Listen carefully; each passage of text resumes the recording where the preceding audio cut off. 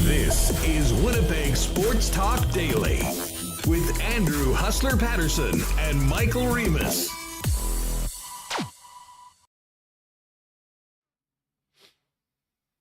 What is up, everyone? Welcome to Winnipeg Sports Talk Daily. We got a banger for you today, a packed show and a big show because it's the first day of the Marbles Tournament of Champions. We'll let you know about that coming up, but make sure you're with us later on in the program at around 2:45 for your first chance to enter our first qualifying race for your chance to win a pair of Winnipeg Blue Bombers season tickets for 2023, courtesy of our great partners over at Consolidated Supply.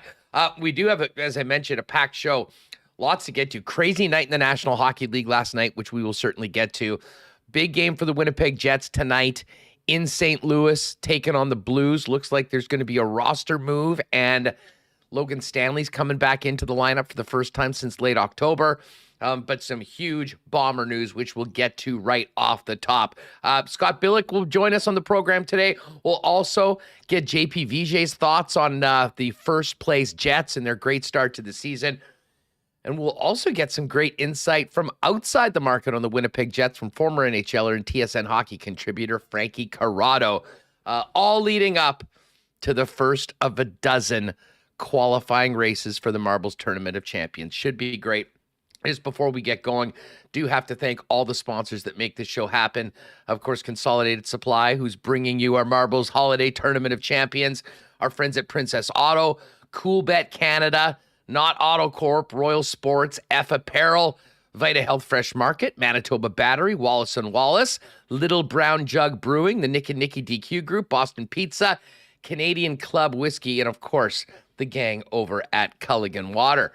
Let's get right to it and welcome in Michael Remis as we welcome everyone listening live on YouTube. And of course, you podcast listeners, thanks so much for making us a part of your day. And by the way, podcast listeners, it would be prudent if you have the opportunity to put in a little daily reminder that even if you're not able to join us throughout the entire program on YouTube, around 2:45 every day is when we'll open up registration. And if you can pop in, hang out with us for a few minutes and check out the marble race, you could be in for those Winnipeg Blue Bombers season tickets. We'll fill you in on that as we get through the program. Let's get Remis in here to get things going. What's going on, dude? I'm on a high. What a great night of hockey last night. Tage Thompson with the 5 goals, and wake up this morning to another Jets game. And, oh, yeah, some great Bomber news. And I don't know, it's a bit warmer out today, 12 as opposed to 30 in the negative. But I'm feeling good. I'm ready for a great show and ready for another Jets game tonight. Looking to get back at it. We kind of put all that, Paul Maurice return. I think it definitely lived up to all expectations that we had, especially with the Mark Scheifele comments that we discussed yesterday. But moving on, we're on to St. Louis and another big divisional matchup tonight. Yeah, so listen, we will get to Stanley's return and all the Jets news and notes coming up in just a few minutes, but we got to start off with the biggest news today in the market, and that, of course, is the 3-year extension of Winnipeg Blue Bombers head coach Mike O'Shea. You know that O'Shea's going to be returning next season with, as well as many of the mainstays of this club that has been at the top of the Canadian Football League for the better part of the last 3 years. Grey Cup loss to the Argos notwithstanding. That Mike O'Shea is the linchpin, the key figure in all of this right now. And as you can see on the Bomber website, he's our leader, our captain, and has been a guy that has established a winning culture, a family culture that has brought the Bombers to levels that we have not seen in a long, long time around here. And I'm just looking, and it's a perfect time to maybe look back at O'Shea's time here with the Winnipeg Blue Bombers. He came in as a former special teams coach in Toronto in the 2014 season. and went 7-11. And it seemed like, we were starting to get there. The team took a bit of a step back in 2015 and was 5-13. And if you will recall, in 2016, a rough start. And really, when I think about that season, the turning point in maybe this entire era was Matt Nichols taking over for Drew Willie as the starting quarterback of the Winnipeg Blue Bombers. Things did turn around. Matt Nichols won a ton of football games, and the Bombers went 11-7, made the playoffs, lost in the division semifinals. They made it one game better next year, 12-6, high hopes and expectations, lost in the division semifinals. The next year, the Bombers took a little bit of a step back during the regular season and went 10-8, finishing third in the West, and lost in the division finals. And then it was 2019, and there were so many high hopes. The Bombers were playing well. Chris Streveler was on the scene. Matt Nichols was there, and obviously Nichols got injured. Chris Streveler came in. Zach Caleros was traded for, and the rest was history. And over the course of the last 3 seasons, Mike O'Shea has gone 11-7, won the Grey Cup from third place, 11-3 in 2021, first in the West, a .786 winning percentage, and won the Grey Cup. And last year, a franchise record 15-3 record, coming up 1 point short in the 109th Grey Cup. 2 division championships, 2 Grey Cups, an 82-58 record after starting 12-24 in his next 2 seasons. There is no doubt who the leader of this Winnipeg Blue Bombers football club is, and they've got his signature on a contract for the next 3 seasons. And Remis, it is all systems go for 2023, and a year and a theme of unfinished business to get the Bombers back on top. Unfinished business. Yeah, that's going to be the theme. Put it on their marketing, everything. They did also announce Buck Pierce back as offensive coordinator. There were reports that he was offered other jobs around the league, but he's going to return. And the quote on their website is, "What I'm doing now is where I'm supposed to be," and he's rooted here with his family. And I see a comment in the chat from Lynn. She says, it's kind of anticlimactic. We had the report from Farhan last week that they were approaching a 3, and we kind of been hearing, but now I think you can exhale. It is official, and they're going to have a press conference tomorrow with Mike O'Shea and Wade Miller. And I think if he's back, I wonder now who else on the team is going to come back. And you think as long as he's here leading the team, they do have a chance at going to their 4th consecutive Grey Cup. Yeah, I see a comment in chat from Doug Phil, bonus to carry on the tradition of team culture builders in Winnipeg. And, is probably the ultimate compliment to what Mike O'Shea's built in that team that, throughout last season with the Winnipeg Jets, Remis, things seemed to be going in a direction that I think everyone could see, but nobody liked, that the Bombers in this market were basically the standard of a winning culture and what they'd built. And it's even more impressive when you think about the 29 years of losing that predated the first Grey Cup victory under Mike O'Shea, and the work that it took to year by year patiently build that culture and move forward. And, I give Wade Miller and Kyle Walters a lot of credit in having the patience with Mike O'Shea, because as I went through, those first 2 years weren't great. The second year, they won 5 football games. They didn't start off well the next year. And I really think that year was a make or break year for O'Shea.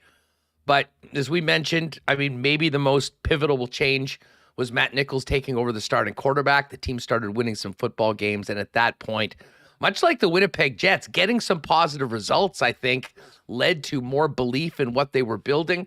And obviously, some incredible work from Kyle Walters on the personnel side of things, adding some difference-making players to come in, to buy in, and be part of this. But what can you say about O'Shea? He already is on a mantle of the greatest coaches in Winnipeg Blue Bomber history, and he'll have 3 more years to add to the Grey Cup total. And then I think they can get working on that statue of O'Shea at some point alongside the great Bud Grant and Cal Murphy, who were so impactful during their times here in the Peg. For sure, 82 and 58 record here. But, the last couple of years, you got a 15-3, 11-3, 11-7 records. And I agree, it was definitely a rocky start with a 7-11 record.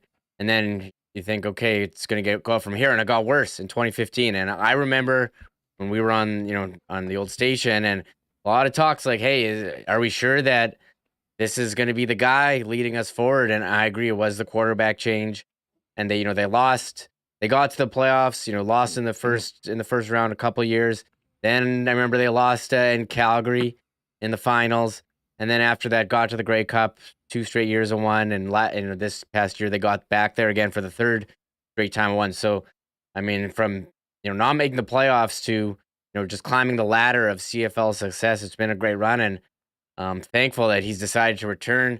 I mean, there were rumors. We saw Mark Trestman go to the NFL after the Alouettes had so much success. So you thought, would he stick around? And did we ever talk about that thing you found from the Deep South where these guys? It was a pretty big show in the South where basically they're talking college football 24/7. Yeah, and one of the guys floated out that the new Auburn head coach was going to be Blue Bomber head coach Mike O'Shea. Now that was Grey Cup week.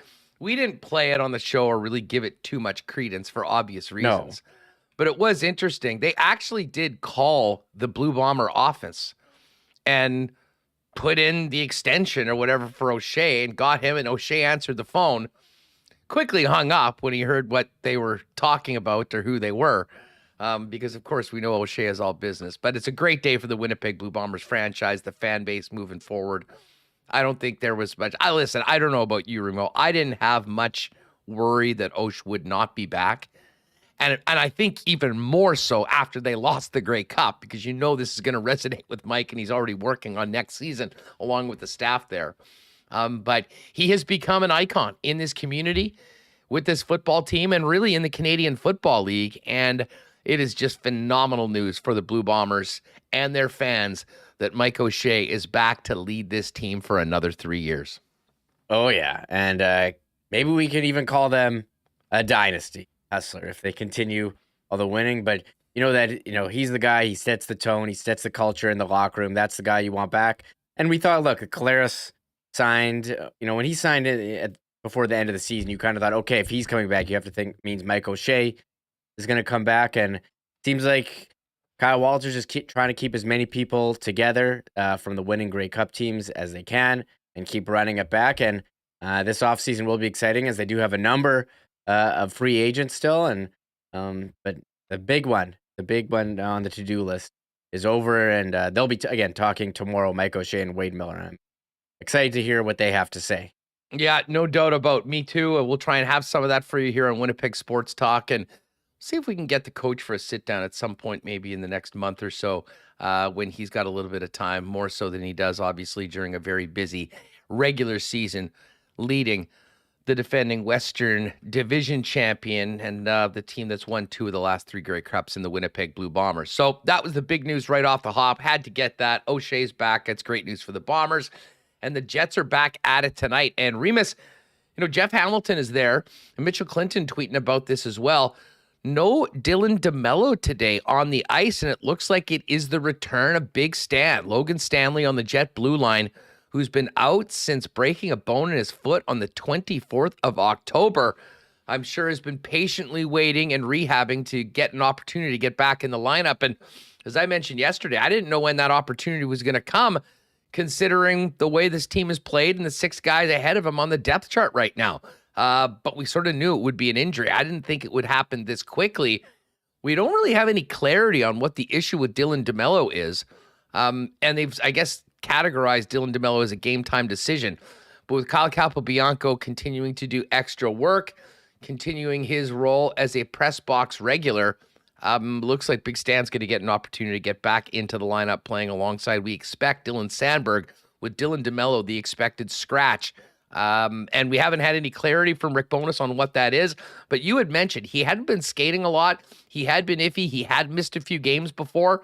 So whether this is a flare-up of something that had been bothering him before or just an opportunity to get a player back into the lineup, not sure. But DeMello has been so good as of late. This is a big challenge for Stanley to come back in and pull his weight in the lineup and, handle it without Dylan DeMello, who's been a very, very important player for the Winnipeg Jets this year. Yeah, DeMello's been mainstay on the back end, and he has been banged up. He's missed some morning skates, and when they when Toninato cleared waivers and they sent him to the Moose, you thought Stanley activation coming because we were talking, okay, what are they going to do? How are they going to fit all these guys in? And it gives him a chance. DeMello gets a rest. He did not participate in the morning skate, assuming he's going to be out. Stanley in. We'll wait and see what the pairs are, but yeah, it's going to be tough for Big Stan. I'm flashing back to last year when they asked Dave Lowry about Stanley coming. He's like, Big Stan's got to get in, and I just remember that line. But the Jets looking to keep it rolling against the Blues. The Blues actually have a couple guys out too. Torrey Krug, it's kind of similar to DeMello. He's missed a couple games, missed some morning skate. He's not going to play. He's normally first power play, and Pavel Buchnevich, who's had a great season for them, he's going to be out. So the Blues have some injuries as well, and we'll have to see if the Jets can keep it rolling here against a division rival. Well, and the Blues have been such a streaky team. We talked about that a little bit yesterday. I mean, we all remember when the Jets manhandled them at home early in the season when St. Louis was 3-0 and had just come off a shutout of the Edmonton Oilers. And we kind of had a fun conversation for the next couple of weeks if the Jets broke the St. Louis Blues because they followed up that first loss, the 4-0 shutout here in Winnipeg, with 7 more in a row, all in regulation, and found themselves 3-8 on the season. And, at that point, that sort of a start can completely, nuke your year. To their credit, they came back and beat the Sharks, Knights, Avalanche, Blackhawks, Capitals, Ducks, and Ducks in a row, rattling off 7 in a row and seemingly getting back to a pretty good place. But over the last 2 weeks, 3 weeks, it has not been smooth sailing at all for the Blues. They've won 2 of their last 8 games, although their last game was a win to finish off that road trip, beating the Islanders 7-4. But that was after another 4 straight losses. There's been lots of talk about Jordan Binnington. He's a maniac at the best of times right now, but he's been struggling mentally and certainly struggling on the ice with an .889 save percentage. And I would imagine, Remo, this is going to be an incredibly desperate St. Louis team because when you look at the Central Division standings right now, the Blues are 12-14. They've got 24 points. They sit well back of the playoff line right now and are 9 points clear of the Winnipeg Jets. The Winnipeg Jets have an opportunity with games in hand to put even more distance between them and a Blues team that I think many people thought would certainly, at minimum, be a playoff team or in the mix for a playoff spot. And listen, another few losses right now could have the team going into January with a huge hill to climb. So listen, a huge chance for the Winnipeg Jets to continue putting their stamp at the top of the division. But I expect this to be a desperate team for Craig Belube's squad, and these two teams know each other very well. And I'm sure the Blues have a bad taste in their mouth from that game that they played, their first loss of the season here in Winnipeg a couple months ago. Yeah, the Jets and the Blues always have pretty good games going back, years since they've moved into the Central Division. As far as the goaltending, I was looking forward to maybe seeing like Pierre-Luc Dubois, Snow, Binnington, and have him go ballistic or, getting in his face there in the crease. We're not going to have that tonight, unfortunately. It's going to be Thomas Gray starting in. But when you look at the numbers, neither of them has been very good. You mentioned Binnington's .989 save percentage. He's got a 3.42 goals against. 889, not 989. Oh, yeah, sorry. 889. Sorry, 889. Big difference. Yeah, yeah, 889, sorry. Thomas Gray, not much better. 906 save percentage and a 3.63 goals against. So his goals against is worse than Binnington's, despite having the better save percentage. Some math wizard, go figure that one out. For me, but they're going with Thomas Greiss, and we'll have to wait and see. They're frustrated with him as he's been trying to hit other players, yapping, doesn't shut up. So I remember he threw the water bottle at Kadri in a post-game interview in the playoffs last year. That's pretty rough. So we'll have to see how it goes. They're one of the players to watch. Robert Thomas having a great season. He leads the team in points, 23 and 25. And Vladimir Tarasenko, it's kind of funny how he was the guy they exposed in the expansion draft, and he's having a solid season, 19 and 24. But it's kind of Thomas and Kyrou, guys who got the big contracts in the offseason, leading the way for the team. And as I said, Buchnevich, who's third on the team in points, he's not playing tonight. So Jets catch a break there. You know what? In a lot of ways, this Blues team kind of reminds me of last year's Dallas squad. I mean, for a long time, this team was led by Ryan O'Reilly, who's still, a very key figure on this team. Braden Shen, Tarasenko, as you mentioned.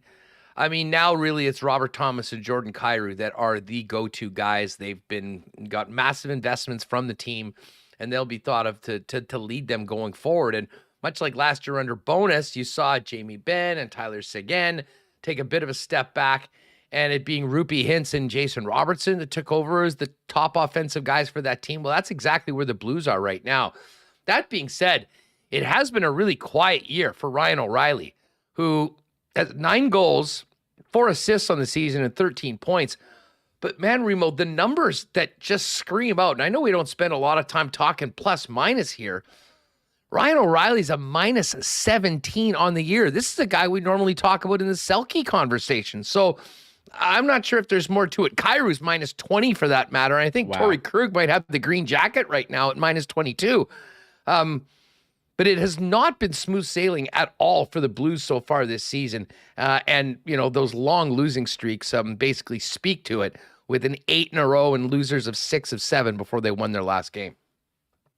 Yeah, that's, you look at their goal differential minus 20, bottom 3 in the Central. So I think part of that is goaltending. They haven't got it this year. They really miss Ville Husso, who's having a nice year with Detroit. And they've scored one more goal this year than the Jets, 80-79, although the Jets have played 2 less games. But they've given up 100, which is the most goals given up in the Central Division. Worse than Arizona, worse than Chicago, although they've played like 1 and 2 more games. But even still, I think the average, it hasn't been great in St. Louis for a team, that you thought would be in the playoffs. So we go, as we look at the standings, Dallas in action tonight. They're hosting Ottawa, and Minnesota, had Calgary last night, ready to grab the win, and Calgary had a big comeback on them. So that was good news for the Jets if you're doing some schedule watching. Colorado got blown out by what's Boston. left of Colorado. Yeah, if that Colorado Eagles, not the Colorado Avalanche, because I'll say before we get to JP, I was watching the game, and it was tough for the announcers to sell this brand of Avalanche hockey. They're like, yeah, it's actually really good news that McKinnon's out, because he's just going to be more fresh and rested. Landeskog too is actually going to be really good. They're going to come back better, and try and explain that this Avalanche power play that you're watching, not quite the one that you started the season with. So I know they came into Winnipeg 8-2-0 in their last 10, but look out now, they're 5-5-0 in their last 10, and they're sitting 4th there in the Central. So I'm dreaming of a banner raising here at Canada. I'm getting ahead of myself, Hustler. I would say so. I have to pump the brakes, but they're playing well. I'll say this, Justin, listen, we can at least have this conversation today as the Jets are in first place. But, if you can continue that and win the division, wouldn't that be something? You win the division, and because of injuries, Colorado sneaks in a wild card, and you end up having that. Although the positive thing is maybe they sneak into a wild card and have to go through the other side and maybe play the Vegas Golden Knights in the first round. I'd be here for that. All right, JP Vigier coming up in just a minute. Quick shout out to Lauren Finlay. Thanks for becoming a supporter, Lauren, of Winnipeg Sports Talk. Greatly appreciate the support. Now, quickly, a little bit of business to get to before JP comes on. Today, I know a lot of people have joined us a little bit later. Make sure you're hanging around at the end of the show. 2:45 is going to be the time where we open up registrations, because today is day 1 of our Holiday Marbles Tournament of Champions, brought to you by Consolidated Supply. And our friends at Consolidated Supply have given us a pair of Winnipeg Blue Bombers season tickets for 2023 for the grand prize. If you haven't heard the announcement leading into it, starting today, for our next 12 shows, we will be doing a marble race. The top 3 marbles in each race will qualify for the championship race on the 30th of December. Our last act of 2022 is going to be teaming up with Consolidated Supply and giving away a pair of Bomber season tickets. So Chris, Joe, Spicy, Gino, the gang, thanks so much for the support. Cannot wait to get this going. And Again, check out the website at cte.ca for everything Consolidated does. And by the way, if you've been putting off that thought about the hot tub and realize right now might be the time to do it, give them a call right now. Maybe you can make something happen for the holiday season. They've got incredible hot tubs right there ready to go at Consolidated Supply, 1395 Niagara Road East, and of course online at cte.ca. The other order of business, tomorrow on the program, we are going to announce the first winner of our Wallace & Wallace Dream Factory Unsung Hero. Of course, we've teamed up with Wallace & Wallace and Josh Morrissey for this great program. You can find out more if you click in the links on the description of the program for more on the Dream Factory. But we have been hearing from Winnipeg Sports Talk listeners on individuals in our community that have been making a difference. And this is just the first month of the program. So tomorrow we'll be announcing our first winner. That winner will receive an autographed jersey from Josh Morrissey himself. And we'll let you know who the Winnipeg Sports Talk listener was that nominated that unsung hero. We'll be making, or Wallace & Wallace will be making a $500 donation to the Dream Factory in the name of the WST listener. And that donation is going to be matched by Josh and Margot Morrissey themselves as well. So helping out the Dream Factory. But in the meantime, folks, especially heading into this holiday season, let us know about the unsung hero in your community, whether it's working with minor sports programs, schools, charities, animal rescue, and more. We are open to it all. Tell us about them. Unsung hero at winnipegsportstalk.com. Love to get those stories in. We will select another winner at the end of the month for an autographed Josh Morrissey jersey. And again, that great donation. Thanks so much to Wallace & Wallace for making this happen. Hey, holidays are here. If you're looking for great prices on natural organic supplements, beauty products, and groceries, you need to be shopping at Vita Health Fresh Market. So why not give the gift of health this season? Vita Health has so many gift options for your loved ones: essential oils, candles, artisan soaps, bath bombs, lotions, chocolates, you name it. And you can also stock up on some of your favorite holiday food items like stuffing, cranberry sauce, non-alcoholic wines and drinks, which are a great option if you're entertaining, plant-based turkey options, and more. You can also pre-order your natural free-run turkey in-store today. Vita Health Fresh Market, empowering people to lead healthy lives with 7 Winnipeg locations, including the newest store in Linden Ridge and online at myvita.ca. And hey, just before we bring JP in, it's nice that we've had a little bit of break in that subarctic weather that greeted me coming back from Qatar. But this is the time when you realize that it might be time for a new battery. Donnie and the gang at Manitoba Battery are there for you with the best prices in town, and you'll be shopping local. Pop down and see them at 1026 Logan. If you're not sure whether you need a new battery, they can test it out and tell you exactly where you're at and if it's time to replace it or not. But if you know that it's time for a new battery, save time and save money by giving them a call, and they'll deliver it right to your door. You can order it online as well at manitobabattery.com or by phone, and they'll have your battery to you the same day as long as the order's in by 3 p.m. It is that simple. There's only one place where you can buy a battery from the comfort of your home and save money while you do it, and that's Manitoba Battery. Find them online at manitobabattery.com. All right, let's talk some puck and get JP Vigier's thoughts on this great start to the season for the Winnipeg Jets. Salut, JP. Best of the season. What's going on? Not too much. Salut, Haas. How was your trip? It was incredible. It was a trip of a lifetime.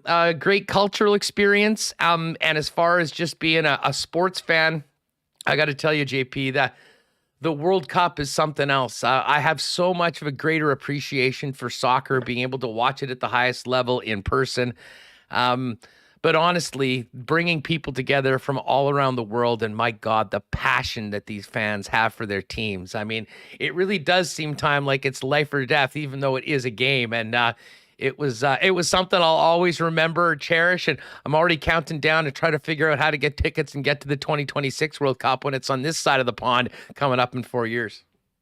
Yeah, it's quite interesting having played overseas, and you get to really appreciate how, we'll call it, how excitable those fans are. Their passion is bar none. I don't even know if you could compare it to a hockey game or a football game, because, there's 82 games in the season where it's live or die after every touch of the football, as they call it. And really, they are dying on the edge of their seats. It's funny you bring that up, because one thing that did sort of resonate with me while I was there, something that I've always wanted to do and I haven't had a chance to do, is take in the men's world championships in the spring when it is overseas. And there are some areas, essentially that event in a lot of ways has sort of a soccer vibe. I mean, the European fans bring that sort of level of support with the chants and the passion and the outfits to the Men's World Championship. And that's sort of on the bucket list now as well at some point, to be able to go when it is in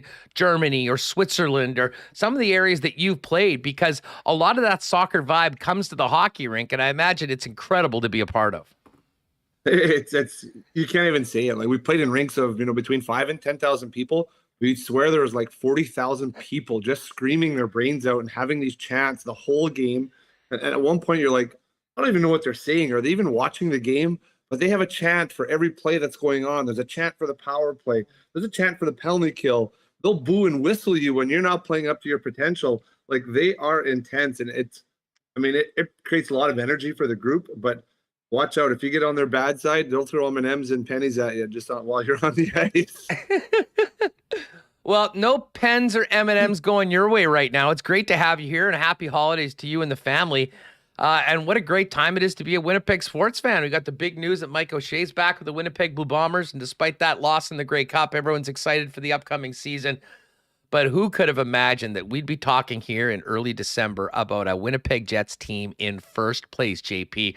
We've had some great conversations about this club and the job that Rick Bowness had and what would happen coming out of a really disappointing year with everything that came out of the interviews and whatnot. Let me just start off with this. I mean, you watch this team on a nightly basis. How surprised are you that they've been able to have the success that they've had, considering the challenges that face the team going into training camp? Yeah, I'm quite surprised. I mean, the anticipation was that they would be better than they were last year with a new revived coaching staff to really take them to the next step. I didn't think they would be this good this quick. We've seen some inconsistencies in their game, but overall, let's be pretty clear. They've been pretty spot on for most of the time. It's been really interesting to see. The growth is still coming. I mean, there's more. The questions that everyone had: how's their depth? Can Blake Wheeler do anything? Is he done? Can Josh Morrissey do any more for the Winnipeg Jets? Well, all those questions have been answered with a big check mark and a yes. So far, so good. And we'll see if it continues. I mean, there's still 50-some games to go. Potential is there. Step one is check. The Jets are in contention. Now let's go from there. We'll get to some of the individual performances, but overall, I'm just interested in what you've been seeing and hearing from this team. I mean, we knew that the locker room wasn't entirely rosy. I mean, a lot of guys put up a brave face, but it was pretty clear that this was not a cohesive unit last season. And from all accounts, it looks like they're together. I mean, how important is that, and how difficult is that to get a 180 like that? Well, I would say it's very difficult. I mean, they really haven't changed a whole lot of personnel. You'd assume there'd still be the battles and there'd still be the, tete-a-tete in the dressing room. But right now, we're not seeing any of it. We're seeing a cohesive team pulling the same line, saying the same things. But I think it's very important to see that. What Rick Bowness has come in and done is no less than outstanding. I mean, you expect him to have a turnaround. You expect him to play with some jump. But, wow, we're seeing a lot of jump. And go through the list. Josh Morrissey looks like the Josh Morrissey that we thought the Winnipeg Jets drafted, an offensive player who can play at both ends. We never really seen that total offensive game of his. But, boy, allowing him to jump up into the play and get up the ice, and really, he leads the Winnipeg Jets in points. Put that on your question mark at the start of this season. Who's going to lead the Winnipeg Jets in points? Josh Morrissey is probably not on the top 5 people on your checklist. No, I think that's safe to say. And I mean, Morrissey's had such a monster season so far, but I mean, it really has been like, I have a hard time looking at any area of the roster that has sort of let the team down, that has been a bit of an anchor. And, so much of it does come back to Bowness and the way that he's challenged these players and the way that they've responded to it. I mean, listen, of course, we had Paul Maurice come back into town on Tuesday for that game with the Panthers. And, I think back to just the weekend, even JP, and the way Rick Bowness spoke after the win against the Anaheim Ducks, coming off that loss on Friday night. He was borderline offended with the way that the team came out and was not shy to say it. And it seems like, I don't know what your perspective is on Bones, but at his age and his final stop in the NHL, he really is doing it his way. He's pulling no punches. And I guess that can go one of two ways with a hockey club, but it seems like the Jets bought in, were willing to give this a chance considering the way things went last year. And there's something about winning that kind of reinforces everything that the coaches have been saying. And here we are with a first place team going into St. Louis tonight. Yeah. And I think, let's be very clear. He's come in and done things his way, but he hasn't been unfair, right? He's been firm but fair with the players. And I think that is what players want. They don't need smoke blown at them, told them how great they are all the time. There are occasions where a player needs a little pump up, a little pat on the back. There are other occasions where it's a punch on the back of the pants and saying, hey, we need more from you. You got to bring more to the table. But I think he has a way of doing it that is firm, fair, and respected amongst the players. And that's very important. He can come out and he can call out, the whole team to the media and say, we stunk up the first. We never do that. That's on me. We got to be better. And then he goes out and he demands that from his players and say, yeah, I take this bullet, but you guys are now part of the bullet. We're a group, and our responsibility is to come in, and we have to be managed as pros. And I think it's a different line than they're used to. We don't really know what the line with Paul Maurice was because he supported his players and was a player's coach. But Rick Bowness seems to walk the line between the player coach and the coach that the players need. Sometimes that's not always the same person. JP, we'll talk about a couple of the individual performances of some key players, but I always love talking to you because of your ability to sort of break down the game from a systems and an X's and O's perspective. And we knew the first thing this team needed to do was defend better. They have certainly done that. Connor Hellebuyck has been his usual brilliant self, but the numbers speak for themselves. When you watch this Winnipeg Jets team, how would you describe the way they're playing, the Rick Bowness system, and the results that they're getting from it? I'd call it aggressive. That's the best way to play it. He wants everyone pushing up ice, but when we're pushing up ice, it doesn't necessarily mean that we're holding back and trying to push for offense. Pushing up the ice allows the D core to have a tight gap. Like before, it felt like there was a disjoint between the forwards and the D in the neutral zone. There was a space where teams used to pick the Winnipeg Jets apart. Right now, Rick Bowness from day one has challenged the D core to get up ice and tighten that gap. So if there is a turnover in the neutral zone, they're not accepting the rush. They're jumping up on the rush, pinching it there, and keeping the puck out of their defensive zone. And I think the biggest thing we've seen is less time in the D zone because everyone's coming up together, pushing up the ice and allowing the D to be more aggressive. But we've seen Pionk, Morrissey, Schmidt actually be first guys on the forecheck because their gap is so good and so tight. They turn over that puck and they're jumping right away. So I think that's very important. And we'll see how that continues to grow because I think the more confidence the Jets get out of this, the more they're going to believe in this system and the more they're going to buy into it. We're only 20-some games in. It's early. One quick slide and there's a bunch of questions. But if the Jets continue to have success this way, there's no reason they can't take that next step and become more than just a playoff team and let's get back to winning a round or two. JP Vigier with us here on Winnipeg Sports Talk Daily discussing the Jets' hot start and, of course, this matchup tonight against the St. Louis Blues. Buy-in has been something we've been talking a lot about. You've just mentioned it. I don't know whether there was a more important person on the roster to really, truly buy in and embrace this challenge than Mark Scheifele. What have you thought about Scheifele's work in both ends this year under Rick Bowness? Well, I think the key right there, you said it, Huss, is both ends. We saw some lackluster efforts from Mark Scheifele on occasion last year in the defensive zone. Early in the season, I believe we've seen it once so far in an overtime where a lackluster or a wrong turn on his behalf to cost the team a goal and an extra point in the overtime. But other than that, we've seen Mark Scheifele buy in, maybe not get quite as much offensive support as he wants. He wants more points, but being on the ice less for goals against has allowed him to be a more effective player in a full 60-minute game, not just looking for cookies at one end, but being in the right spots in the D zone has led him to having the puck more on his stick, which is what Mark Scheifele wants, and to be able to skate up the ice with it. How often are we able to see Scheifele get that puck low in the D zone, carry it, make a quick pass to a winger, and now they're up and out and they're flying. I think that's something we didn't see enough of before. I think it's a combination of Rick Bowness helping Mark Scheifele believe in himself that he can do this down low, and Mark Scheifele going, I have a fresh start this season to become the player that Dale Howardchuk envisioned me becoming, and I need to get to that potential. JP, I mean, we can't have this conversation without acknowledging what happened last year and the situation Mark was in, what he had to say at the end of the season. The way he has embraced these challenges and the way that he's played, what does that do and what does that say to the rest of the team, and how does that resonate within the dressing room? Well, it's pretty simple. When one of your big dogs buys in and becomes, a foot soldier of the new coach coming in, I think everyone has to follow suit. The hardest thing is to get everyone on board to the same page, and everyone looks to leaders. Mark Scheifele is a leader of this Winnipeg Jets team, and when he follows suit, modifies his game a little bit. We're not talking major changes. We're talking shorten up his shifts, a little more intense in the D zone, which allows him to have the puck more in the offensive zone. I think the success has come for him. Now everyone's following suit. Slow start for Kyle Connor. Where is he now? Just over a point a game, because he's had to kind of tweak his game and find his way in this system.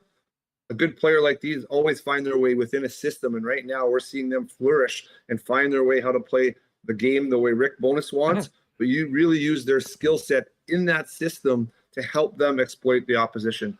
Well, and the craziest thing about it, JP, is that they've done this without Nikolai Ehlers for the entire season, -2 games. And, we kind of talk about the top 6, but it has kind of been a top 5 right now, auditioning other people to pop in on one of those wings outside of Perfetti, Scheifele, Wheeler, Kyle Connor, and Pierre-Luc Dubois. I mean, it's an exciting thought to get a player like Nikolai Ehlers back. I mean, usually when you're adding a player like that, it's through a trade and you're giving big assets left. I mean, they're just waiting for him to come back. And you wonder, but I do want to ask you about the bottom 6. The bottom 6 at times had been a bit of a black hole. Paul Maurice didn't play the fourth line hardly at all. Adam Lowry, I think, was saddled with, certainly Christian Vesalainen last year did not work for the better part of 50-plus games, although he had a great last part of the season. But what have you seen and who has impressed you from some of the newcomers in the Jets' bottom 6 and their contributions to where this team sits today? Well, a little bit of everyone. You have to take it, to Harkins and all those guys that have come up and really earned their stripes. And Rick Bowness has given them some confidence, allowed them to grow. Gustafsson really showing that he can belong, be part of that penalty kill that Paul Maurice was so hesitant to put him on all the time, and allowing these players to feel like they have a part of the team. They have an identity to the success of the organization. It might be fast, getting the puck in deep, finishing a check, driving the net, getting an opportunity to play with, Kyle Connor and Pierre-Luc Dubois. In the meantime, a little showcase here and there. Whoever seems to be rolling gets that opportunity to go with those guys. So all those guys are now hungry for the potential to audition for extra minutes. And I think, Adam Lowry, the quiet, unsung hero of the team right now, having a really good season, but managing people around him and playing well with whoever's with him as that changes throughout the season. So it went from a black hole to kind of, holy smokes, we're getting secondary and, complementary scoring on most nights on a team that is very offensively gifted. So that's allowed them to do more without giving up as much. I think the rest of the coaching staff, excuse me, Scott or Neil Lauer, they deserve a lot of credit too, especially for special teams. And, there's a couple differences from last year to this year. I mean, certainly the 5-on-5, the defending's been better. But Vij, we know how the Jets struggled in overtime and left so many extra points. It's been a complete reversal this year. But I would suggest that there's been big improvements on both ends of the penalty kill. The penalty kill, I think it's just guys like Gustafsson and Menelainen showing up and doing a good job. But what have you seen from the power play and how it's different from last year when it was really quite stale at times? Yeah, we're seeing a more direct approach by the Winnipeg Jets. We're not seeing as much razzle-dazzle on the outside.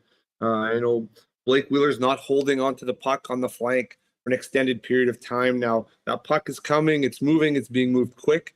They're being held accountable because if it doesn't work, they're going right to the second unit. So the first unit has had kind of a gun to their temple saying, it's your responsibility to lead the way, but if you're not going to do it the way we expect to, we're going to really go back to the other unit, and you guys are going to sit and watch because the second unit has had some jump as well. So I think the two things we're seeing is the puck movement of the Winnipeg Jets, getting that puck, moving it around, opening space for the quality players to get shots off.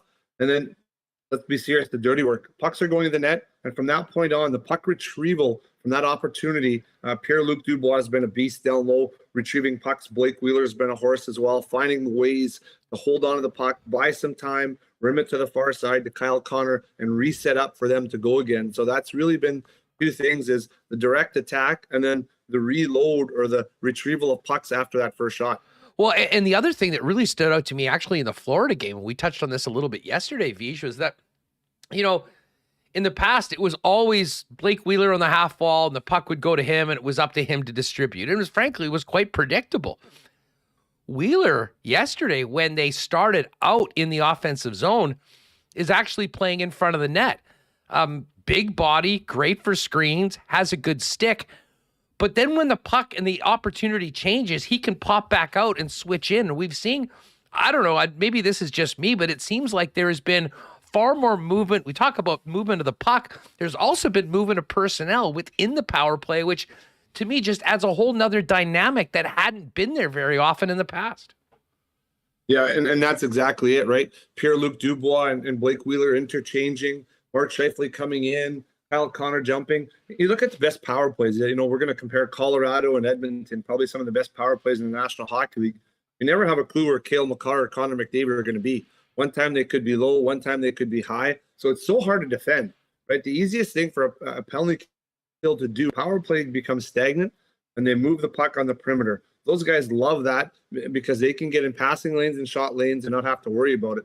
But when you see the likes of, Alton Blake Wheeler goes from net front to high tip position, and Pierre-Luc Dubois has rolled off to the side, defenders are looking over their shoulders, trying to get to places, and they're a half second late. That's when the seam to Scheifele to Kyle Connor goes for the one-timer, and everyone's like, oh, we weren't ready for that. We were watching the other guys. So I think it's become quite interesting to see how that progression of movement has really allowed them to have different looks at different times. JP Vigier with us here on Winnipeg Sports Talk. I'm looking ahead to this game tonight against the St. Louis Blues, and of course tomorrow against the Chicago Blackhawks. And I'm not sure if you've seen so much of St. Louis this year. Of course, the Jets had that great performance, which really we talked about as the blueprint for the way they need to play with that 4-0 shutout earlier on this season. What do you make of this club? They have been so streaky. They lost 8 in a row in regulation. They then ran off 7 in a row. And before they beat the Islanders in their last game heading into tonight, they lost 6 of 7. Goaltending's been an issue. Binnington has not been very good. But, man, we were running through some of the minus numbers on that team from guys like Ryan O'Reilly. A very, very strange year for Craig Berube's club, but where they're at in their development. Yeah, and you feel they're on the back nine of an organization who has won a Stanley Cup, tried to chase it for a couple of years, and now they're getting a little bit older, so we're getting streaky in our play, finding inconsistencies. Mr. Saad hasn't had a great year. O'Reilly's kind of been a question. Are they a little more banged up? And we realize after all the years of wear and tear of long playoff runs, we've seen how that happens. Chicago's kind of, having to retool and restart again because there's Stanley Cup. LA's kind of seems to be a step ahead of what Chicago is, and that kind of bring in some youth and move those old pieces on. I think we're getting close to know what they are of the style of play. They want to play a lockdown kind of game and giving up a lot. So I think the inconsistencies of their led to the inconsistencies of their result. And I think that's what we're seeing. And look at the Winnipeg Jets from last.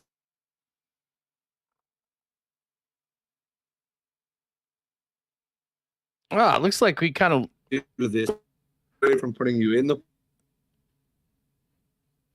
Yeah. You know what, Vish, I don't know. We're just losing the connection right now, but it's probably a good way to finish up. I mean, I know what you were saying about Connor Hellebuyck, and God knows we've been talking about Hellebuyck pretty much every day on this program with what he's delivering. But team effort right now been pretty fun to watch, and looking forward to this game tonight. JP Vigier, all the best. Make sure to check out the Vigier Hockey Academy, folks. If you're looking for some high-level hockey training for the player in your family, and a best of the season to JP Vigier, his family. Great to have Vig on the program as well. All right, we'll talk a little bit more about this and, of course, the O'Shea extension with Scotty Billeck coming up in a second, and Frankie Corrado later on. And don't forget, if you just popped in a little bit late, the first qualifying race for the Marbles Tournament of Champions coming up in a little under an hour on the program, so make sure to stay with us. We were talking about the why not question of the day right off the bat.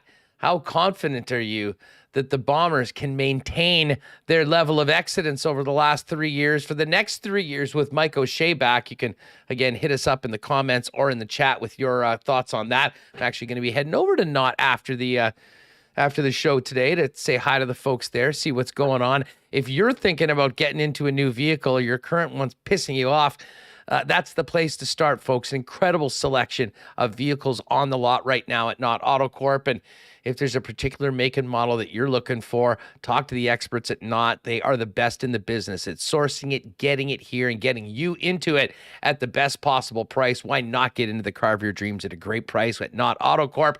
And by the way, winter tire specials are still on right now. The MPI payment plan is available, so why not get safe winter tires for you and your family and pay later with Knott Auto Corp, Waverly and McGillivray, and online at knott.ca. Holiday shopping is upon us, folks. And if you want to save time and get the sports fan in your family the best possible gift, there's only one place you need to do, and that is head down to Royal Sports at 750 Pembina Highway. The new retro reverse Jets jerseys are in.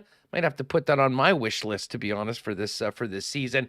Thousands of pieces of Jets merchandise, winter gear, summer gear, hats, T-shirts, hoodies. They've got it all. Tons of Bomber gear as well. Not to mention World Cup kits and more, both with Team Canada and teams that are still playing in the tournament over in Qatar. They really have it all. Not to mention Manitoba's biggest and best hockey selection for players of all ages and all skill levels. Royal Sports, 750 Pembina Highway. Make sure you're following them on Instagram at Royal Sports Pembina for the latest merchandise drops, sale information, and holiday gift ideas. And speaking of gift ideas, guys, if you're thinking about 2023 being a time that you need to upgrade your wardrobe when it comes to menswear, maybe you slide a little suggestion to that person in your life that an F Apparel gift card might be a great gift under the tree this year. And they got a great deal right now heading into Christmas. $100 gives you $115. So a 15% bonus on gift card sales heading into the year, into the holidays. And of course, F Apparel features the best men's suits, custom made, beginning at just $400. But it's much more than just suits, golf pants, chinos, shirts, accessories, and more. They've got it all at F Apparel. And great specials for wedding parties and 2023 grads. You can find it all online at F. That's EPHapparel.com. Make an appointment there or pop down and see Andrew and his great staff at 190 Smith Street. All right, let's talk a little more Jets and Bombers and welcome in Scott Billeck. Billeck, what's up, man? Great to talk to you. Great to be back. Great for you to be back, eh? Back in Winnipeg. Well, yeah. Just a little 60 degrees Celsius swing from getting on the plane to what we've dealt with over the last couple of days. But, it is good to be back. It was a trip of a lifetime. I did feel like a semi-permanent resident of the state of Qatar. But it's good to be home. And it's even better to be home. I got back just in time to welcome back Paul Maurice to Winnipeg. There you go. And see the Jets get a big 2 points in that game, which I think was, certainly was a game that I did not want to miss. And now we find them in first place going into tonight. But let me ask you this. I'm interested in your thoughts on, so much of the talk this week has been about coaching, about the way it was, about the way it is right now. We knew the Jets, or we expected the Jets. We didn't know. You never know. To come out with a strong first period against the Florida Panthers. But to me, that was almost a progression over what happened and what didn't happen on the weekend. And the way Rick Bowness handled it very publicly, challenging his team and showing his displeasure even after a win on Sunday afternoon, which I think in a lot of ways set the tone for the way the Winnipeg Jets played against their old head coach Tuesday. Yeah, I think it was that coupled by a couple of guys' motivation to play with against Paul Maurice and kind of maybe stick it to him a little bit. And then Mark Scheifele did that. So but it was a good game. They responded. I mean, this is the one thing about the Jets that they've done very well this season is responded to Rick Bowness. No matter what happens in the game before. This team has been very, very good at parking that, flushing whatever it is, and coming out and finding a win. I mean, you saw it in Minnesota when they lost 6-1 and then came back in Dallas, and a lot of controversy the way that that game ended. But the Jets ultimately emerged, with the victory in overtime there. But they brushed off that game there and came back. Same against the Blue Jackets. Losing badly to the Blue Jackets, and then and also kind of no showing. Yeah, well, there's no other way to really say it. They kind of no showed that first period against Anaheim too. They came back in that game, and I thought that showed a good adjustment that this team was able to make because Rick Bowness came in the room after the first period, and Morgan Barron wouldn't say it, but he was it was a expletive laden. Bit of a tirade that Rick Bowness went on. He probably hurt his wrist too or his fist after smacking the boards behind the thing there. But it shows that this team, they're listening to Rick Bowness, right? He has their ear, and I think it's not just the team. Like you go into the dressing room after that, every one of those players said it, right? After the Anaheim game, I mean that was kind of the focal point of that is they didn't start well, and that's what they said, and that's different than teams from the past, and this has been talked about in the aftermath of these last couple games, but this is a team that's now decided that it's not about winning by the skin of your teeth or winning by brute offensive force or winning by Connor Hellebuck saving the day.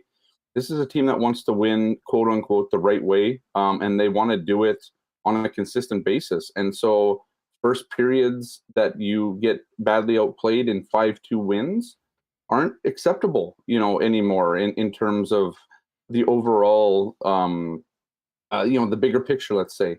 And so, Rick Bowness has made it very clear. And I think the thing, and this isn't to throw shade on Paul Maurice, but I think one of the things that Rick Bowness has been able to do with this group of Jets players is keep them hungry and always keeping it's almost like a carrot being dangled in front of a horse, right?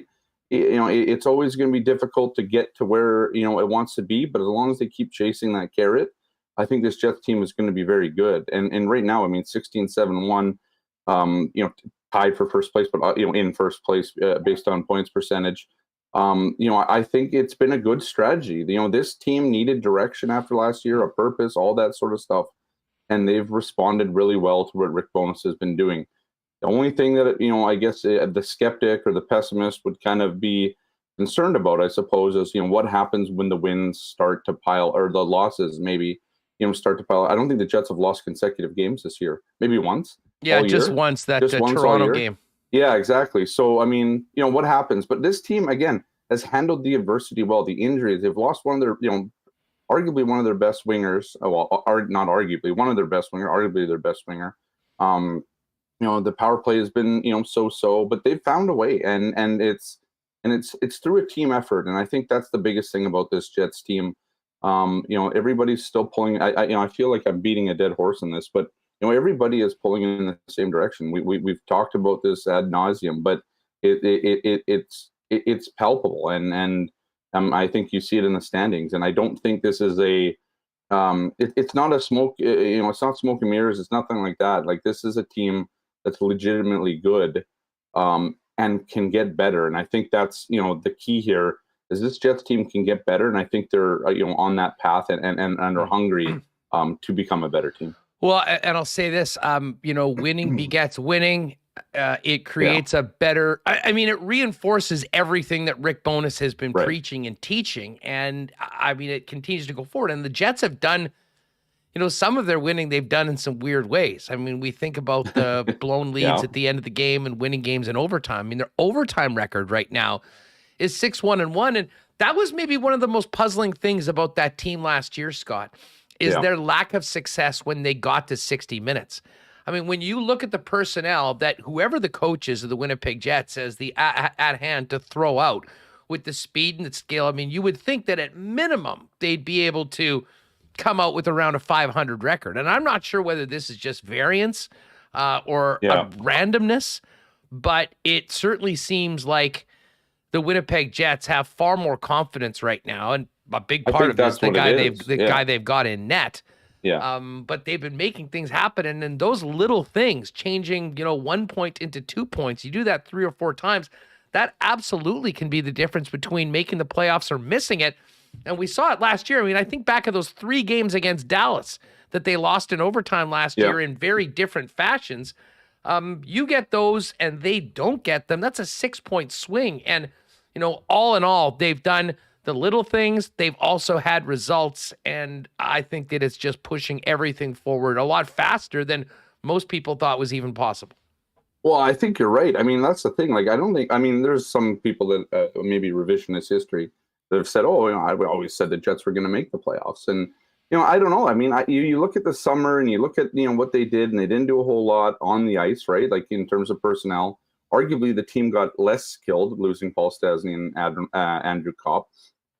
And it was just a head coaching change. And you wonder, I mean, my question going into the season is how big of an impact can a head coach have? Well, I mean, that's been answered. I mean, it's huge, right? I mean, we kind of snickered at Kevin Cheveldayoff when he kind of, it was a rebuttal from him. He said, there wasn't somebody asked him a question, something like there wasn't a whole lot of big changes. And he called the hiring Rick Bowness seismic, right? And, all of us, were like, seismic. I mean, that would have been Barry Trotz, maybe Jim Montgomery, or, even the guy from the Vegas, I can't remember his name right now, Bruce Cassidy. But it was almost like, are you serious? Like Rick Bowness? Like, I mean, I don't even think he was on your board, going into the summer. And then all of a sudden, I mean, he's become probably just the right coach for this team. I mean, sometimes it's not what you get, it's what you need, and or not what you want, but what you need. And I think the Jets got what they needed. I mean, Barry Trotz might have been the best coach on the market, on the free agent coaching market at the time, but I'm not sure he would have been the best for the team now, looking back at it, right? With the benefit of hindsight and all that, I'm not sure that Barry Trotz would have been better for this club than Rick Bowness has, because Rick Bowness has found a way to get Mark Scheifele back into being Mark Scheifele. He's found a way to strip the captaincy from Blake Wheeler and still extract probably the best season of Blake Wheeler in the last couple.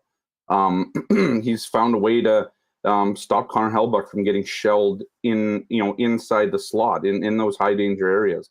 The rush chances against on this team are significantly down from where they were in the last few seasons. I mean, those are key pillars of why this team probably wasn't as good as it could have maybe been in past years. Based on looking at this season, I mean, they had this personnel, arguably a better personnel, as I said earlier. But I think Rick Bowness is the guy that ties all this together.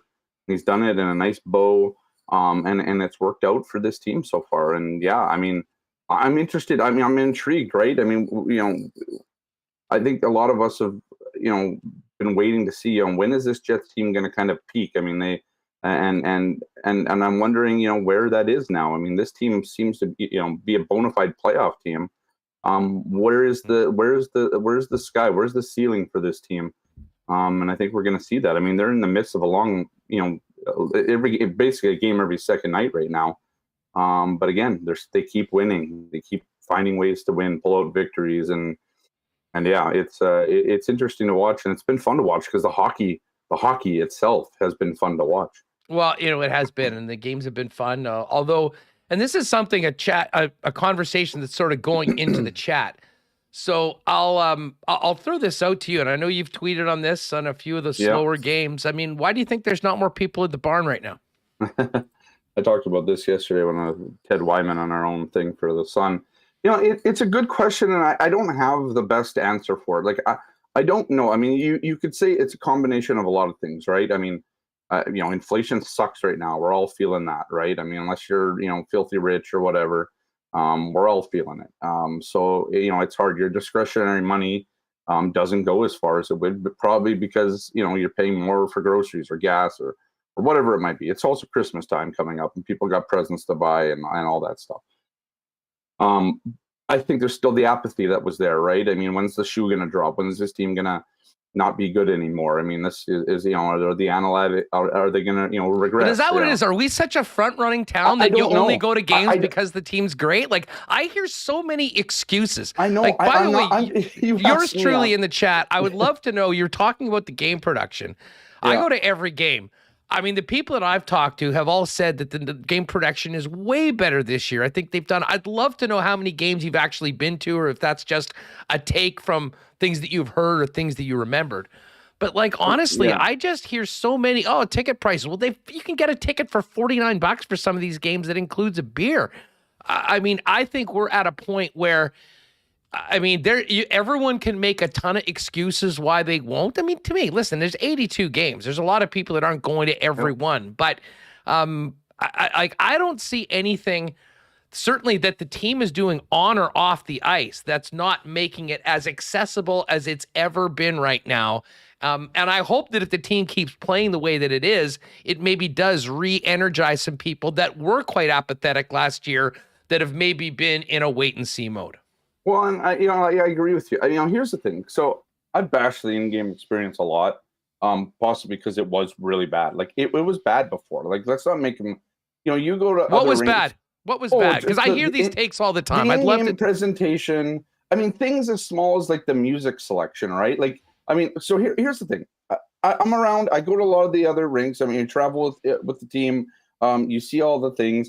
I don't expect Winnipeg to be Vegas or Seattle, right? Like, I don't expect that. Those are teams that have kind of cultivated their own sort of thing. But I think that's kind of the problem with what the Jets have done.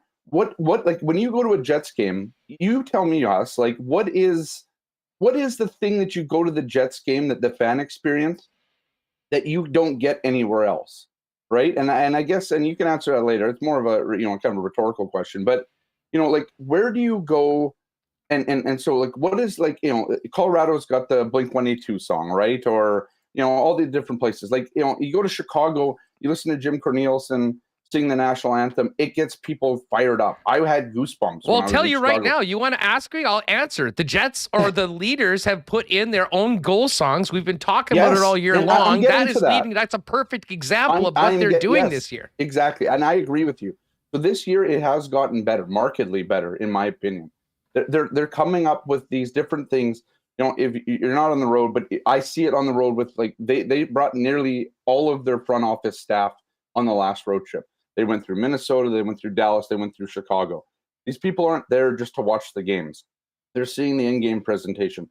In Dallas the other night, their 90s night blew Winnipeg's 90s night out of the water. Because it was just little things, right? They were playing old commercials from the 90s on the Jumbotron, right? They were throwing shade on like Enron and all of these things, these old Enron commercials. And it was pretty funny. And so they were getting people into it. And I think the Jets are just in a place where they're playing a lot of catch up across the league, because in other markets, I agree with. Yeah. And then the other thing, the thing is like, that's the problem, right? You went 9 or 10 years here expecting fans just to come because they got to watch a hockey game, right? They got to watch hockey back in Winnipeg. Now you're starting to see, well, this team wasn't good over the last couple of years, and especially last year. And you don't have a guy like Dustin Byfuglien in your lineup anymore or whatever. You have a lot of good talent, don't get me wrong. But, it's just like people were almost expected to come to the game, and you don't need anything else. The other things, the amenities, all that, they came second to you get to watch a Winnipeg Jets hockey game, right?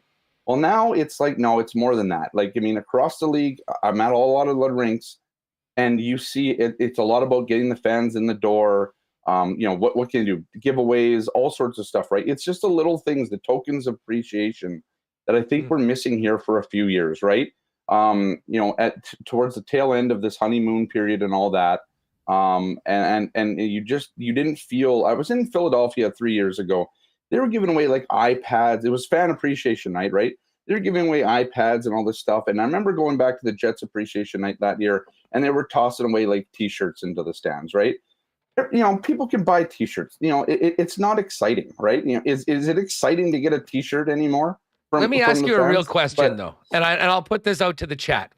Is there a single person watching this or listening to this program right now that ever went to a game because of the game night experience or the giveaways as opposed to the actual product? Well, they wouldn't have a chance though in the past, right? Because they weren't doing it here. Right? No, for sure. But I mean, even still, like, it at the end of the day, you nailed it right now. I mean, the team did, I think, listen, I'm not going to point any fingers, but I think they took the season ticket base for granted for a long time. And it was clear. And I can tell you, as someone that has seasons, I got a call from my rep the other day. I got an email checking in, seeing how things are going. I mean, they're sort of getting back to doing business the way that we, and I say we because I was a big part of it, had to do to build up the Manitoba Moose coming off the apathy and disappointment that the Jets weren't done. Yeah. And then it almost seemed like it was too easy. They have realized that they've been lacking big time in those things. But where that matters is season tickets. I mean, that's the backbone of your club. Now, when you lose season tickets, which they certainly have, all of a sudden you lose the scarcity of the ticket. And that is maybe the biggest concern. And for anyone that's going, oh man, we should have an 18 or 19,000 seat arena, guys, that's not working in this market. I mean, they're going to need to work to kind of make back some of the losses on their season ticket base to get to a point where they're always comfortably in the 14.5, and then you have the additional tickets going to it. But I just find that, there's so many excuses that can be made. But to be honest, Scott, there's one thing that comes back to it. And this team, and I'm not talking the organization, although that might be in a few small cases, this team last year, during the last couple seasons of Maurice being here and the misery of last season, the guys didn't seem like they were having any fun. They didn't seem like they particularly enjoyed being Winnipeg Jets, and that was palpable. And it honestly, that more than anything, contributed to the the apathy that sunk into a lot of fans. And that's the biggest enemy of any professional sports organization, where people don't care. And that never was the case before. And I'll say this, to your point about playing catch up, you're exactly right. They had a ton of catching up to do. They're way ahead of where I thought they could be at this point, because I've been saying for a little while, there was a reckoning coming for tickets and ticket buying that dated back 3 seasons. I mean, honest to God, it was the aftermath of the hangover of the run to the conference finals. And everyone realizing, my God, I mean, you want to talk about ticket prices, just look at what the NHL charges for ticket prices in the conference finals and what that did to the market and the ability for people's buying power. So they've come a long way. But I mean, I think the biggest thing that if you want to be optimistic and look at things improving and getting better, it's the play of the team, but also the team itself and how they are embracing being Winnipeg Jets. And a big part of it too is the organization finally having some people that, whether they wanted to do it for a long time and got a no from the powers that be, finally opening up these guys, making them more personal. Their social media team's done an unbelievable job. And I really think that they've done so many of the things that they needed to do. And I'm hoping they get the results, because I'm not sure I can honestly look and pick at many of the things that they've implemented this year for the reasons why they were doing it and say that they haven't done a good job of many of those things. And the number one product is what we're seeing on the ice. Look at the standings. I mean, I agree with you. I mean, I was going to get there. I mean, but you have to provide the context on this, because it got bad, right? I mean, and you agree too. It got bad. But yeah, they've hired a couple people, Christina Litz and Kelly Schuldice, for different content managers and and stuff. They've been putting out great stuff. The Runway series is good. You don't expect those things to be HBO level, but there's a little bit behind the scenes, the jackets, the little things after the game, the stuff when they're coming out towards practice, answering the questions and this and that. Like, all those things go into it, right? But I think at the same time, like, it's okay. It's okay. You're going to do this now, but I think it still takes some time to get people back through the door, right? I mean, how long does this last for? Is this going to be, are they just trying to do this to get tickets back up and then they do it? I don't think that's the case. I don't think you hire these people do all this stuff, and then just, I think this team has learned a bit of its lesson, right? Absolutely. And I think that's, that maybe the biggest thing. But, I think, the biggest thing that they could have done was just go down, drive to 10 minutes from downtown to IGF or IG Field and watch what it's like there, because there's been some lean years at those Bomber games, and I was at them. But at the the Rum Hut, where are you? I see you standing there all the time. I've been known to pose you one time. I've been known to pop by there every right, now but and then. but so it's like, it's just one of those things. You can't recreate the Rum Hut at Canada Life Center. I get that, but it's just like, if you can find that little niche thing that a lot of people like to do and come and see, and whatever it is, it's like something like that can do wonders for this team. But like you said, I agree. The goal songs have been huge. There's a lot of social media on that. Like, who is this song even, right? Oh, yeah. Who is this and stuff? Like, there's a lot. I remember, it was Josh Morrissey. His song came up at one, and he kind of just laughing about it, right? And Lowry's done it with Sandstorm. You know how I feel about Sandstorm. Blake Wheeler with Hypnotize, and then they played it like extended almost, because there was like a whatever. And so they've done good things. And it's just like, but my thing is you got to keep going with it. And that's the biggest thing for this team, is you just have to keep going with it. Because I think the thing is, people, it's almost like, prove it to me. Like, show me what you've done lately, that sort of thing. I think people start coming back. $50 for a ticket and a beer is a pretty good price in this market. Trust me. And you go and, Seattle's charging $70 American for parking outside of I remember driving past. Somebody posted it the other day. Some of these places charge it's ridiculous. That's more than you could get. That's American. Listen, that's why I laugh right? often when people are saying, "Listen, I get it. Things are expensive. A lot of things today are expensive, and guess what? Pro sports is expensive. If we want to be in the National Hockey League, I hate to tell you, folks, but you're not going to be paying Western Hockey League or American Hockey League prices for it. Yeah. And I'll say this. And what part of it is having the ability to do it when you've got some empty seats, having some creative things to maybe open it up more to students that might have $50 to go to a game, but not have 120. I think that is a start. And, I see this is a great quote from Rene Grosjean, and I can't agree enough. The Jets have been slow to react in many aspects of the franchise: promotions, fan experience, coaching changes, roster ads. I'm really enjoying this season, though. And I think that, I said, there was a reckoning. It was coming at a certain point. I think the pandemic delayed it. This was the year that it sort of came to roost. And I think on a real positive level, there have been changes made. And listen, everyone can always find a reason not to go, not to do it. But I think the more this team plays the way that they're playing, I think the more that they expose this team and really who the players are to the market through some of the things that they're doing, they will be chipping away at that, because it's night and day from last year. Both the team seems night and day, the atmosphere around the games right now. And I guess my message to you, and this is someone that is a season ticket holder buying tickets like the rest of you, if you have been holding out, take advantage of some of these offers right now. I see a ton of comments. This season has been great. I've been able to go to more games. I'm getting a better deal, and that's what Winnipeggers like. And at the end of the day, more often than not, we've seen a hell of a great performance from the Winnipeg Jets so far. Let's get into tonight's game. Sounds like Big Stan's back in. Do we know what's up with DeMello? He hadn't been skating. He had missed a couple games. Is this a lingering thing, or is this something that got worse that we know coming out of the win against the Panthers? Yeah, I'm not entirely sure what I know he was out. I'm curious to know if he kind of aggravated that upper body thing that he was dealing with. That kept him out those couple of games on that road trip back in last week or 2 weeks ago now, I guess it was.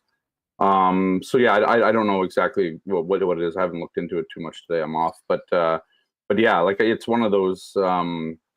I think it's just one of those things where it probably is lingering. If I had to speculate, my guess it's a lingering thing that he's been playing through. And maybe aggravated in the Florida game. Not entirely sure. I thought he got walloped on one of the plays too. Not the one he tried to dangle everybody, but it was early on. Either way, with Logan Stanley being back, I'm a little surprised that they didn't put him on a conditioning stint. But if Dylan DeMello's injured, then I kind of maybe understand why they didn't. Because they want to play him, and they're not going to play Kyle Capobianco. I think they want Stanley back in. in the lineup. He hasn't played in obviously what has been a month and a half now. Yeah, five or 6 October weeks. 24th. I mean, Yeah, basically yeah. 6 weeks. And you know 6 what's funny? Yeah. I mean, obviously Stanley's been a lightning rod for a certain performance for section.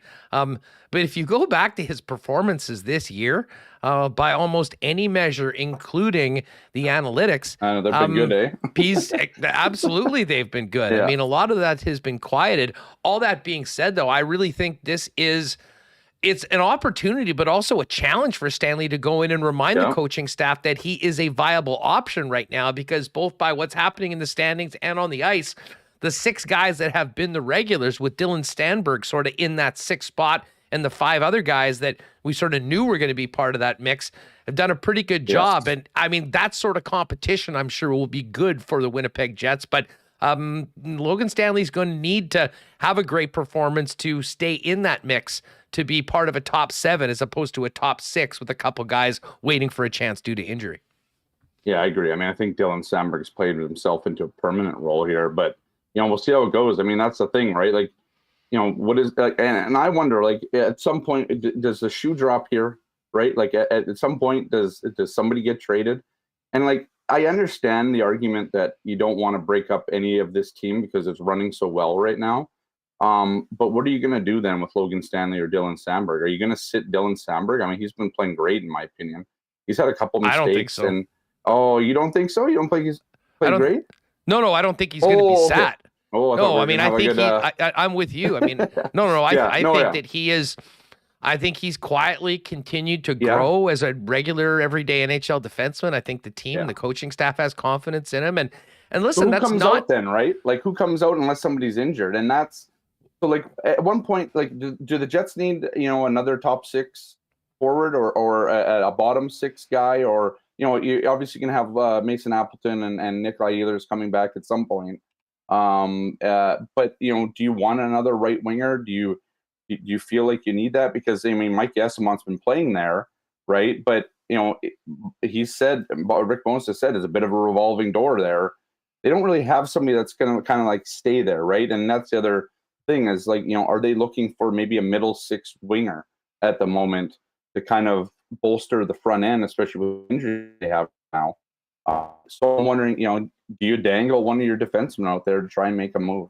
That's what I wonder. But I also don't think that the team wants to do that right? I mean, I think that's maybe one of the biggest things is I don't think this team wants to, like, if it ain't broke, don't fix it. And I think that's kind of the mantra right now. They don't want to almost, I don't want to say it like, because I don't think it's a reward when you trade a guy that's been, an integral part of this team. And unless it's Logan Stanley they're trading, and I still don't think they're going to do that. They've held on to this guy for so long. I think they're waiting to see if it's going to work out, and they're going to give that a long leash.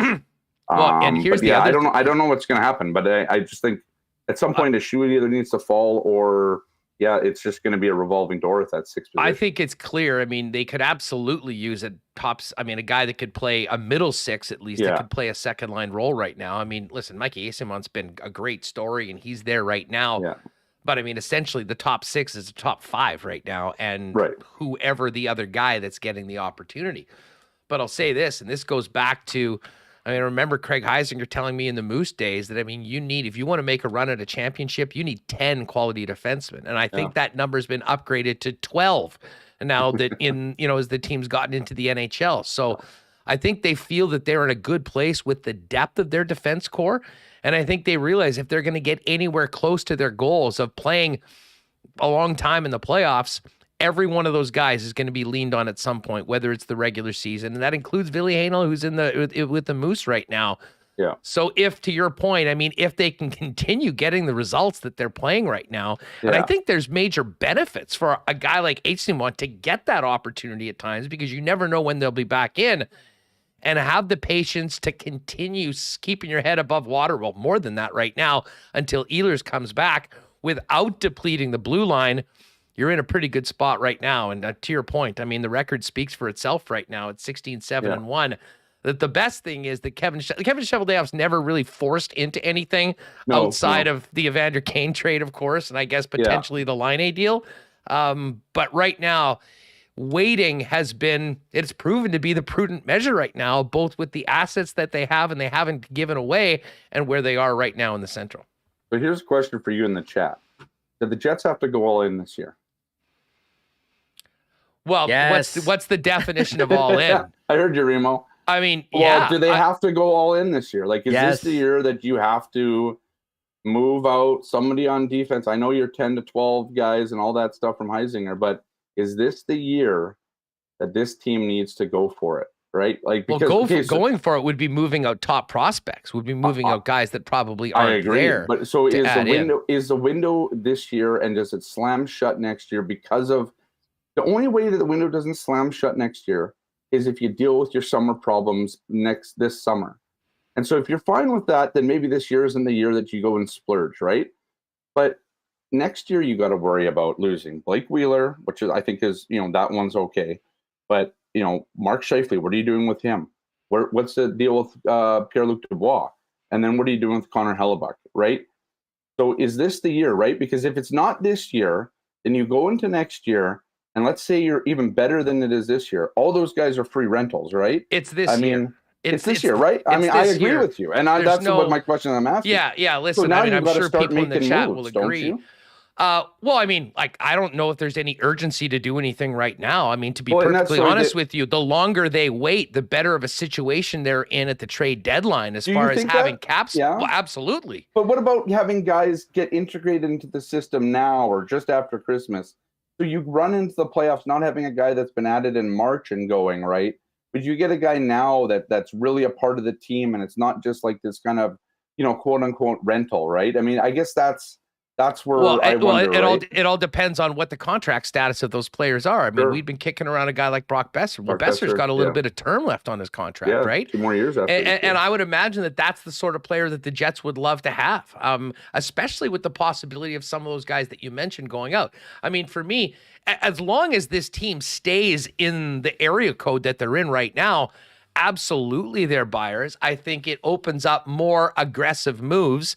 And I think really they have to do that. And then once you get to next season, to me, there are 2 things that need to be figured out early on in the summer.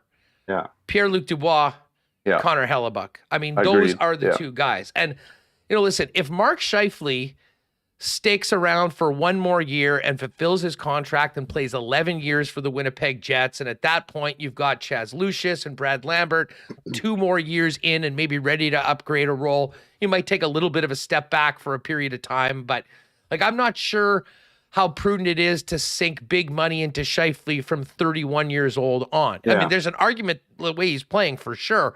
But again, what does that cost and how long is that deal? Yeah. We've heard Cheveldayoff mention the legacy contract of Blake Wheeler. And listen, Wheeler's playing great right now, but you knew that there was a risk in that with the age of him and what you were going to be getting in the last couple of years. But to me, it's Dubois and Hellebuyck. Hellebuck's the most important piece of this entire club. Do what it takes to get him signed and have him be here long term. 10 mil? And then 10 mil? Yeah, for sure. Yeah, okay. Yeah, I'm just making sure we're on the same page. Yeah. Dude, he's the best goalie in the league. I agree. I mean, maybe it's more than that. Every penny of it. And to be honest, whatever it takes, I mean, for Dubois too, right? I mean, listen, not maybe at that number, but no, but I think you're looking to get him signed long term. And listen, maybe it's a shorter term, like the Line A deal. I mean, maybe it's 4, maybe it's 5. That's fine. I mean, listen, if I'm Dubois and they're giving me what I want, and I like the team, and I feel good about where the team's at right now, maybe you can do it longer. But the bottom line is, you're buying a few years of unrestricted free agency and hearing him around. Could Scheifele be a guy on an expiring deal? Yes, next year, absolutely. I'm sure they would prefer not to have him walk at the end of the year for nothing. I'm sure they'd probably try and work out some sort of deal to have him stay. And a lot of it depends on how the team does, how much guys want to stay, and the more a team wins and the more they have fun together, the better the chances of making that happen are. But Hellebuyck is number 1, and Dubois is very close 1B, because, of course, the thing with Dubois is, and we can't talk about Dubois ever without mentioning how he was acquired. If Kevin Cheveldayoff has Dubois come in and play these 2 seasons and then walks for nothing, and Line A's an asset of the Blue Jackets signed I mean, that's just not a good look, and it really, really is impactful to the club. So they got to figure that situation out, and if it's not happening, they've got to make a move and get something for that asset that can continue to help the team. But back to your original question, I would maybe not have been as bullish on this idea if the team was just scratching around potentially being a playoff team. But with the way Hellebuck's playing, with the way they've bought in, with what they've been able to acquire and accomplish so far this season, I absolutely think that we'll see we'll have some fun trade talk conversations when you're with us on the show right now. And I think it's an opportunity that this team has earned by the way they've played and the results they've had so far this year. Yeah, I totally agree. I mean, the reason I pose the question is, I think this is the year that you got to go for it. Unless you got some sort of, and they just don't, right? They don't have the certainty that any of these guys are going to re-sign. And so that's where it's like this season maybe becomes the most, prudent season in terms of, well, nothing's guaranteed past this year. I am absolutely exactly with you. Right. And so, that's the thing. And we've seen this sort of thing flops on its head all of the time. And that's why it's so risky, right? Because you do have some of your prospects in there. Are you willing to trade Ville Heinola? Are you willing to even look at other guys? Like, this is the thing. And so this is going to require something from Kevin Cheveldayoff that we probably haven't seen. And it is, that aggressiveness, right? Like that, I know I need to go out and get these guys and I got to do it. And it doesn't matter what it costs. And the problem is like, you're going to hear names then because there's going to be teams that want Chaz Lucius, or there's going to be teams that want Ville Heinola.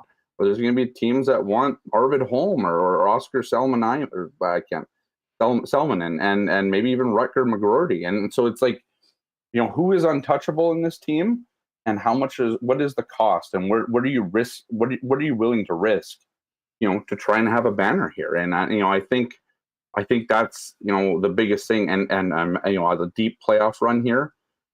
Make no mistake, there's nothing that this front, the True North wants more than the gate and all of that stuff that goes along with it, the ticket sales, all that stuff, than a deep playoff run here. And so again, the question is this the year? And then what is this team willing to risk to go for it? Because I think if it flops, it's going to cost somebody their job.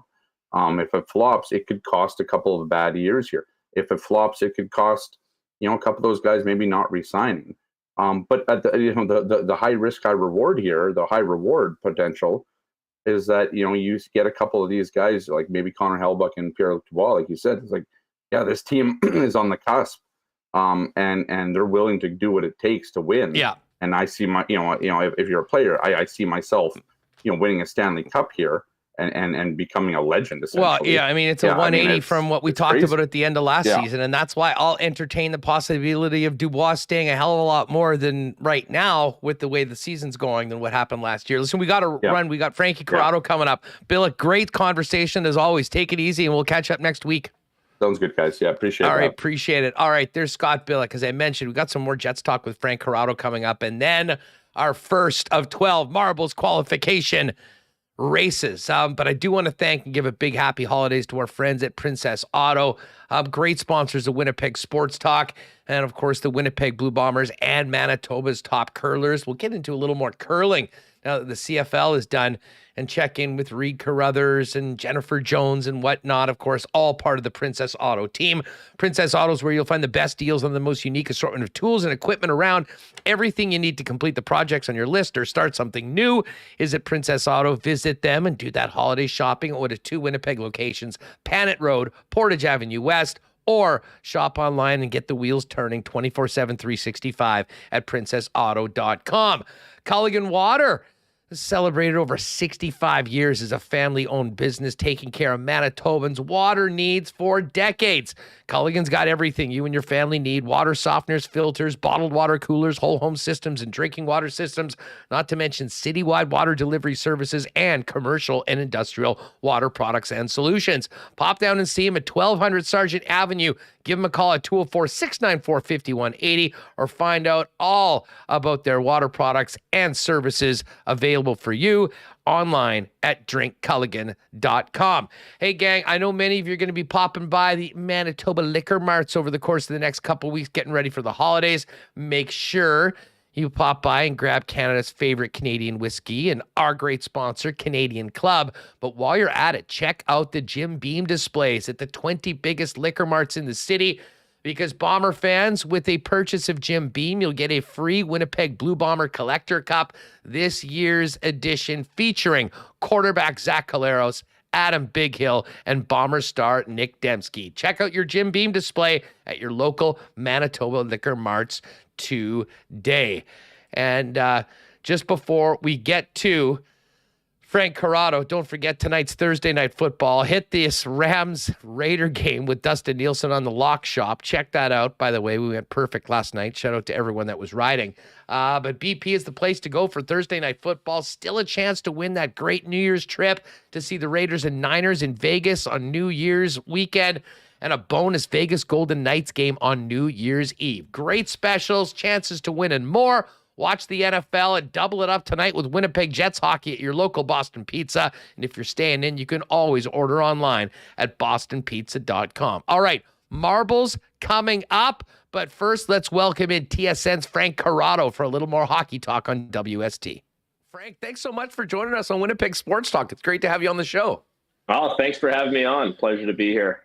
Hey, just before we get into the Jets and everything going around the National Hockey League, I have to commend you on a great, you seem to be everywhere on TSN right now. You're doing radio, you're doing TV. Yesterday, you were doing color commentary. Fill people in on all the jack of all trades right now of TSN Hockey and SportsCenter. Well, here's the deal. So as a player, I was often injured, so I wasn't very available. But now in the second career, I'm not taking as many hits, and my groins, hips, and knees seem to be taking less of a beating, so I'm actually very available for work, and that's been boding well for my time at TSN, and it's been a nice transition as a player to stay involved in the game, and I think I didn't play the most NHL games by any stretch of the imagination, but I've been on an NHL roster for a long time, have some unique experiences playing in the American Hockey League as a bubble player, fringe player, healthy scratch guy who's been relied upon, then playing in Europe. So I can provide some different perspectives, and I'm pretty current as well. So I think that's something that's unique to my standpoint, and it's been fun. It's been fun to follow the Canadian teams and keep tabs on them, and kind of provide some kind of insight for viewers of the game. Well, I can tell you that I've really enjoyed it, and just like everything, the more you do it, the better you get, and you seem like an old pro already, so it's great to have you on the program. I know people were fired up saying that we were going to jump on with us. We got to talk about the Winnipeg Jets right off the bat. I know you're covering all the Canadian teams in the National Hockey League at large, but I don't think there's many people in the group chat that maybe had the Jets waking up in first place at this point of the season. From a step back, what have you seen from the Winnipeg Jets, and how surprised are you of what they've been able to do under Rick Bowness right now in the early December in first place? And I don't mean this as a slight to Rick Bowness or the Winnipeg Jets, but they've been that team that everyone always talks about as this team in waiting, especially in Canada, always the best team in the country. And quite honestly, they've come out flat in a lot of seasons and failed to deliver on that. So going into this season, my expectations for the Winnipeg Jets were not very high, especially with all the noise that surrounded this team in the offseason. And to see where they're at now has been incredibly impressive. And when you watch more games and you kind of take a look at the numbers that follow this team, it's no accident that they're waking up at the top of the division today. And the one way I love to describe the Winnipeg Jets is and it's so cliche when people say, yeah, you play a 60-minute game, but what does that actually mean? And the Winnipeg Jets embody that a little more than other teams. And other teams play this type of hockey where, it's like, on the ice now, I need to score a goal, or I need to assert myself offensively because that's what I do. Now, when I watch the Winnipeg Jets play, just seems like they play the same team, shift over shift, period over period. And they're really good at kind of chipping away at teams. And so you don't necessarily win the game in the 35th minute or the 45th minute. But by 60 minutes, you can tell who they're playing has just been like so bored by Winnipeg, just kind of rolling it over. And it's a great recipe because when you have a goaltender like Connor Hellebuck, who's had the season he's had, and, you have new systems in place, the way Rick Bowness has kind of structured this team, it's the right recipe for them to win games. And we're seeing it on a fairly consistent basis so far this season. Well, and you mentioned Rick Bowness, and I mean, my God, it's like 75% of the show these days are just talking about things that he's done and how things have been different and changed. And obviously a big part of that was Paul Maurice's return on Tuesday. But you mentioned a lot of the noise around the team. We heard some of the most interesting, damning comments from players on a team at the end of last season. They were open and honest, and it was obvious the frustration level was beyond anything that we've seen before. It has been a complete 180 right now, Frank. And I just, as someone that's played in a room, when you come off a very discouraging season, one where you underachieved, how difficult is it to get the majority of those same players to come back in a completely different headspace, buy into something new? And once you do that, how important is getting the results to continue that going in the right direction, like we're seeing right now with Winnipeg? Yeah, it's interesting. It feels like as a player or as a group that's had a lot of continuity together.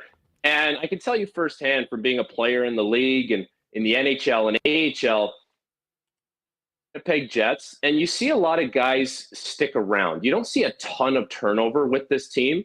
And as a player, like watching from afar, you think to yourself, okay, like they really believe in their guys. They bring guys in with a purpose and they give them a lot of runway there. When you look at it from the outside, you think it's a good place to be as a player. I understand there's certain challenges and hurdles that the Winnipeg market may have in recruiting players. But when you look at that from the outside, you think, okay, that's a place where I can have a little runway to thrive as a player.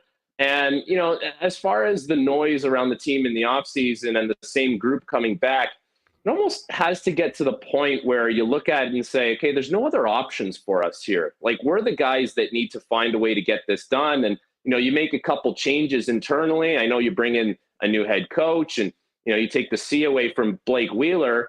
And for a guy like Blake Wheeler, who's been around the league a long time, is a well-respected guy, veteran guy, for him to come out and have the season that he's had, and by all accounts, it looks like he's been very positive and uplifting with this group. And, I think that speaks to the mindset that you have as a player and going into a season like this. So it's surprising because you would look at it and think, well, like, what's going to change? You have the same guys. What's going to change if you took a C off of someone's sweater? But I don't know, the way this group is playing, like they're kind of turning more people into believers, and they're doing that with their play, not necessarily with their MO or their reputation or their timeline for winning. Now it almost seems like they're playing with house money. And anyone who's watched the Jets for a duration of this season knows that they're playing good hockey, and it's no accident that they are where they are. There's been a lot of talk, Frank, about Josh Morrissey, and I know you had there's been on TSN.ca talking about if Josh Morrissey a true number one defenseman in the NHL, and I think there are justifiably questions about Josh as that elite number one defenseman. Certainly, he was the number one defenseman on the Winnipeg Jets for the last few years, but it seems like not just this season. It started last year, but he has emerged into, a real difference maker that can eat up minutes, can play in all situations. I'd love your perspective on the growth of Morrissey into what he is right now for this team on the Jets blue line. And it's been interesting because, I've been around for Josh Morrissey's whole career, going back to those Young Stars tournaments in Penticton with all the rookies. And when I saw him come in, I saw this really skilled player, excellent skater. It almost just seemed like he was gliding all over the ice. He made everything just look so effortless and smooth. And so when you have that base, you have that skill set, that's not going anywhere, especially for a guy like Morrissey. And so now we're seeing him kind of evolve into this true number one guy who, has the points to say that he's knocking on the door to that, that elite defenseman in the National Hockey League. And I know there's always popular names, right? Like Makar, Yossi, Hedman.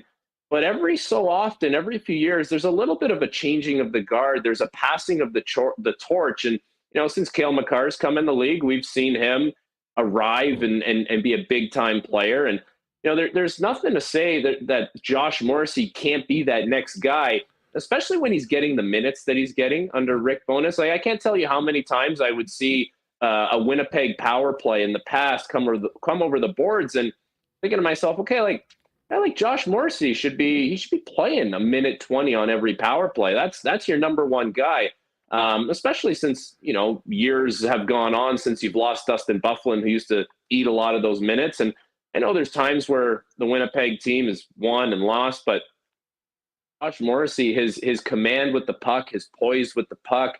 Every time I watch him take a shot and they kind of slow it down and do a slow-mo, I'm always so impressed that this guy doesn't even look down at the puck. His head is up the entire time. So, you kind of package that up with the way the forwards on the team have delivered this season. I know it was a slow start for Kyle Connor, but when you have that base of foundation and skill set on Josh Morrissey, and you have a team that's playing with a little more urgency, a little more compete, it's a great sign for him. And I think a lot of the credit, and I know you guys have been talking about Rick Bowness a lot of the credit has to go to Rick Bowness. Like we heard earlier on how, he was talking with Josh Morrissey earlier in the season about how he can be a better player. He can be more in this league. And I can tell you firsthand, I played for Rick Bowness. He is an excellent communicator. He lets you know exactly what he wants from you. And of course, like any other coach, he's demanding, but he does it in a way that, he has a lot of respect for his players. Like sometimes it's not what you say, it's how you say it. And that's what Rick Bowness is one of his strengths for sure. So, the fact that he comes in and, he has expectations for Josh Morrissey, but maybe he's able to lay out that expectations in a way that really, really sinks in for a guy like Morrissey. That's got to play a big part of it. And I can tell you as a player, anytime a coach takes the time to talk to you on a personal level and say that, hey, I believe in you. I believe there's more to you. And this is how I think you can get there. You really catch the player's attention. And you feel like there's a little bit of a spark that ignites. So I'm not surprised that Josh Morrissey is having the season that he's had because the skill set is there. And you add in a guy like Rick Bowness who has laid out a little more of expectations for him and does it in a way that's really gotten through and communicated well. And this is the result you get. Frank, it's such a great point in that, we heard about, Rick calling Josh shortly after he became the head coach and said, you're the guy we focused on when I was in Dallas. And next year, I'd like to see your name in the top 10 voters for the Norris Trophy. And to some people, wow, that's ambitious. But I think we're seeing you certainly capable of it. But from a defense perspective overall, one of the things he said in training camp was that they did not get enough from their defense last year. I believe the Jets scored 20 goals from the blue line, and he wanted that to be 40 or 45 and wanted the defensemen to activate more. And part of that was getting buy-in from the forwards, which, to be honest, wasn't really there last season to back them up. From a defense perspective, from a guy that's, maybe not Josh Morrissey, but one of the other top six, what does that sort of messaging from a head coach do? And what does that task, I guess, to activate, to be a little more aggressive, how does that affect your play and maybe your enjoyment of what you're doing? There's a few different parts to it, right? So you can tell your group that you want more from your defense, but if your defense can't provide more, the forwards are not looking to pass the puck to the point. The forwards are not looking to get the defense engaged in the rush. Forwards are going to be looking for their own line mates. They're going to be looking for that pop pass, that bumper pass into the middle of the ice. But when you have guys like Josh Morrissey, who's obviously very gifted offensively, the guy like Neil Pionk, who's put up great numbers in this league as an offensive defenseman, there's no reason why those guys can't get more involved. And, I've been a part of teams where defensemen just hang out at the blue line, and that's it. You don't enter the zone. You're always at the blue line, and, you play very conservative. Also played part of teams where they want defensemen creating a little more chaos in the offensive zone, because anytime as a defenseman you can activate off the blue line and all five guys are on the same page, all you're doing is creating a little bit of a mess for the defensive zone team. And you know who's usually covering a defenseman? It's a winger. And wingers have a tendency to be, let's say, not the best as far as their defensive zone coverage. You have two defensemen, you have a centerman who's, well versed in that situation. So it makes sense that you can get rolling around and kind of get wingers confused on the defensive side of things. So that has to be something that's really drilled into the team earlier on, right? And that's something that you're going to go back to training camp, right? And one of the first meetings when you're talking about your offensive zone structure and your philosophies is going to be, we want to place more emphasis on getting our defensemen involved in the rush and on offensive zone play. And this is how we're going to do it. And there's certain triggers on the ice. For instance, if you're a forward and you're coming around the net, you're going to get to a decision time around the goal line where you're going to decide, is that when I'm going to move the puck up to the blue line, or is that when I'm going to cycle it back down towards the net? The higher you get up as a forward into the zone, into that hash marks top of the circle area, now you've just skated into your defenseman. So now the defenseman has a decision to make. Am I going to dive through into the middle of the ice and try and create an opening that way? And that starts to become a little more of a high-risk game. So if you have everyone on the same page, understanding, okay, this is when we're going to get it to the defense. This is when we're going to get it to the defense off the rush. And Winnipeg has been a very good team off the rush. They've been very effective that way. For me, like when I watch them play, that's a strength of their team. They're very quick through the neutral zone. They like to attack in numbers. The next step for them, and you can see that they're working towards that. And it sounds funny to say that they're working towards something, even though they're first place in the Central Division, is turning that really strong rush play into a 5-man unit in the offensive zone that gets the defense rolling around, gets the defense, engaged in the play, and having forwards that are okay with saying, okay, your Pionker going in and getting involved, and I'm Mark Scheifele, even though, I want to hang out and grab a one-timer or get a wrist shot in the high slot, I'm okay hanging out at the top because I understand these guys can contribute, and this is our philosophy, and this is our scheme, and this is something that we do as a team, and eventually over time, it's gonna pay off for us. Frank Corrado, TSN Hockey, with us here on Winnipeg Sports Talk. Jets taking on the St. Louis Blues tonight. I've got to ask you about St. Louis, Frankie, in that, they have been the streakiest team so far this year. They were 3-0 coming into Winnipeg. The Jets beat them pretty good. They lost the next 7 in a row, 8 in a row in regulation overall, then rattled off 7 in a row in the win column, and now it seems they're going the other way. Jordan Binnington's having more meltdowns right now. I'm not sure how much you've seen of St. Louis, but any thoughts on the up and down nature, which is back in a down for Craig Berube right now heading into tonight's game? It's tough to explain because I would have been one of those guys that had the St. Louis Blues not in the position that they are, let's say that.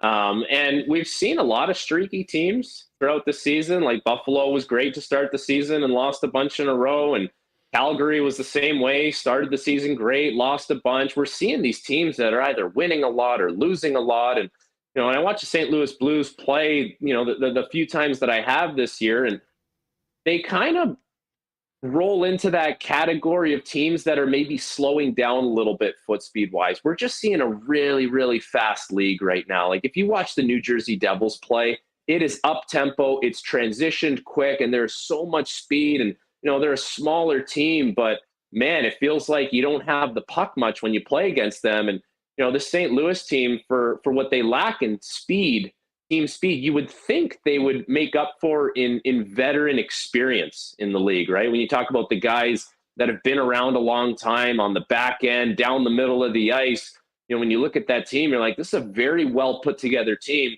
And then you add in the fact that you have some young emerging talent and Jordan Kyrou and Robert Thomas, but for some reason or another, the St. Louis Blues team has been a pretty big underachiever, and that's great news for the Winnipeg Jets. Because you're playing a very consistent brand of hockey. Your goaltender's playing great. Your scorers are scoring goals. And, for a team like St. Louis, it's going to be a very difficult task. We talked about it earlier about how Winnipeg plays this, very consistent style of game that they just kind of keep throwing, rolling over at you, like very consistent. And it's going to be a tough one for St. Louis. I can't have you on today without asking you about Tage Thompson. What a show last night. I mean, 4 goals in the first period, 5 on the night. Like a miserable season, another miserable season in Columbus. But how excited should Sabres fans be about the future, and in particular about the development of this guy into like a legitimate superstar? Very, very excited. And I remember when that trade happened, Tage Thompson was with the Buffalo Sabres, eventually went down to the Rochester Americans, where I was playing against him. And you could see that this guy had all the tools. He's a big guy, had a great shot, just didn't really have that engine yet, didn't have that motor. Well, when you watch him play this year, you're seeing that engine. He's driving a lot of play, and he's super, super deceptive. That's the one thing that really stands out. I understand he's got the fantastic shot, but it seems like every time a defenseman may have him, Tage Thompson has one extra move. Anytime a goaltender thinks they have Tage Thompson, there's one extra move. And because he's got so much range, he's such a long, lanky guy, he's able to find his way around defensemen and goaltenders. And, he's having a fantastic season. And there's another thing where, you talk about patience and, talked about it earlier about how the Winnipeg Jets, their philosophy with their young players and their core, they've been very patient with this group. Well, there's a team in Buffalo that, you traded Ryan O'Reilly for this guy.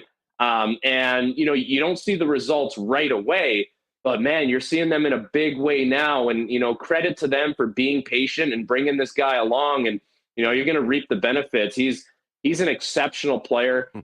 He's got a lot of fantastic tools, and he's really, really exciting to watch. I mean, last time we saw a guy that big that could shoot the puck that well, and skate that well. There's guys that come along every once in a while, and guys that Ovechkin, of course, is probably going to break the goal scoring record at some point in the National Hockey League. But to have this guy emerge as this kind of talent for Buffalo, it's huge for that team that's been through a lot, done a lot of losing, and now you have a superstar on a whole league scale. The biggest question I think that people ask is how the heck he lasted till 26th in the first round in the draft. I mean, we know how much teams value size, and when you have that entire package, the only thing I can suggest that at that time he hadn't showed the glimpses of the player that he's turned into be right now, despite the size, which often, as we know in the draft, gives guys the benefit of the doubt and gets them drafted higher than they normally would be. It's hard because you have to talk to amateur scouts because, they watch players play a lot in their draft year. And then, the lead up to that is maybe not as much. You see them play a little bit, but you really focus in on the players who are getting drafted that year.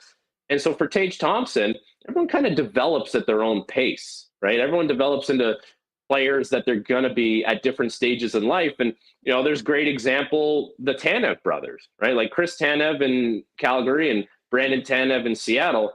At one point, both those guys were not playing hockey. They had quit hockey for a certain point in their minor hockey careers. And now they're NHL players. And so if you're a parent of a kid and you hear that, you almost can't even comprehend it because you're like, wait a second, my kid's been playing AAA. He's been the best in his age group. He scores all these goals. How can a guy who didn't play hockey for 2 or 3 years as a teenager turn into an NHL player? Well, the guy hit a growth spurt at the right time. He was actually a really smart hockey player to begin with, but just couldn't put it together at the right time. And so now you see what happens where not necessarily a sprint for a young hockey player. It is a marathon. And, I can tell you firsthand, I was one of those guys. I made my NHL debut at 20 and, 5 years later, 6 years later, it was a struggle to stay in the league.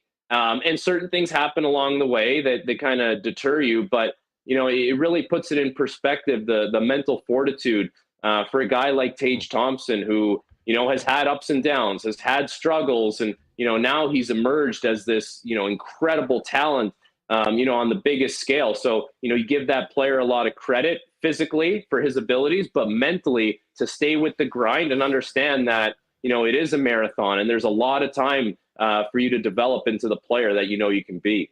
Pretty special performance last night and a great season so far. Frank, listen, this has just been awesome. Really enjoying all your contributions to TSN. One of the busiest guys in the billboard. Hopefully we can do this again sometime in the new year. Much.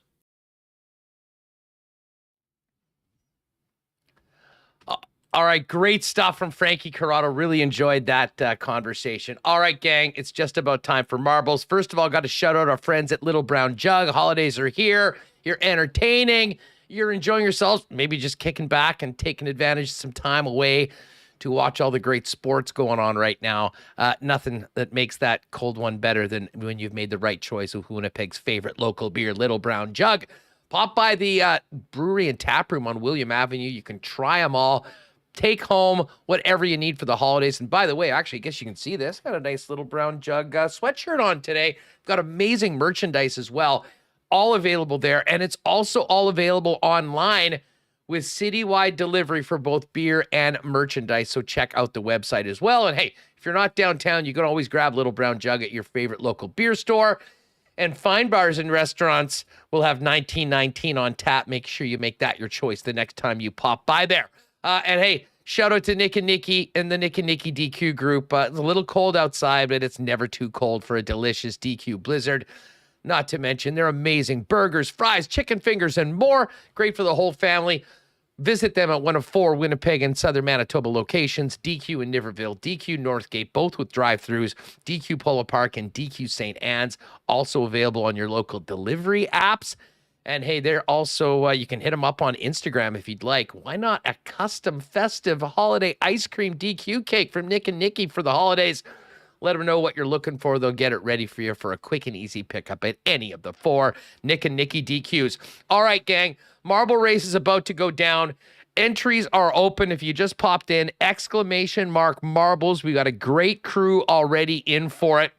And just as we get to the Coolbet lines, before we do it, a huge thanks to the Consolidated Supply Group. If you're just popping in wondering what the heck we're doing, Fridays, you know, marbles is our favorite thing, a very popular feature of the program.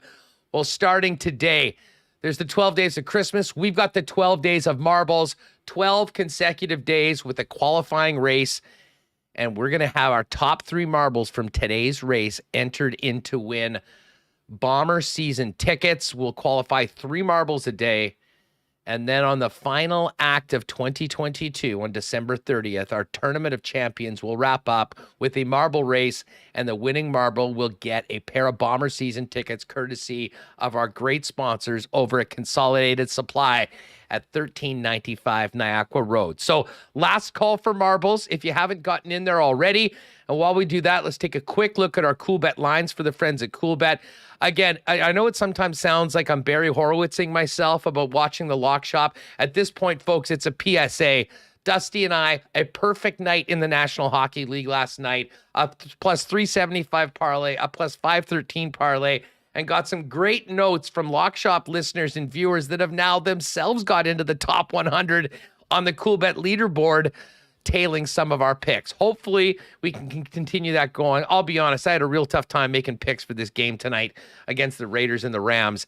Got on the Rams at plus 7 a little earlier. Right now, it seems to have settled at 6.5.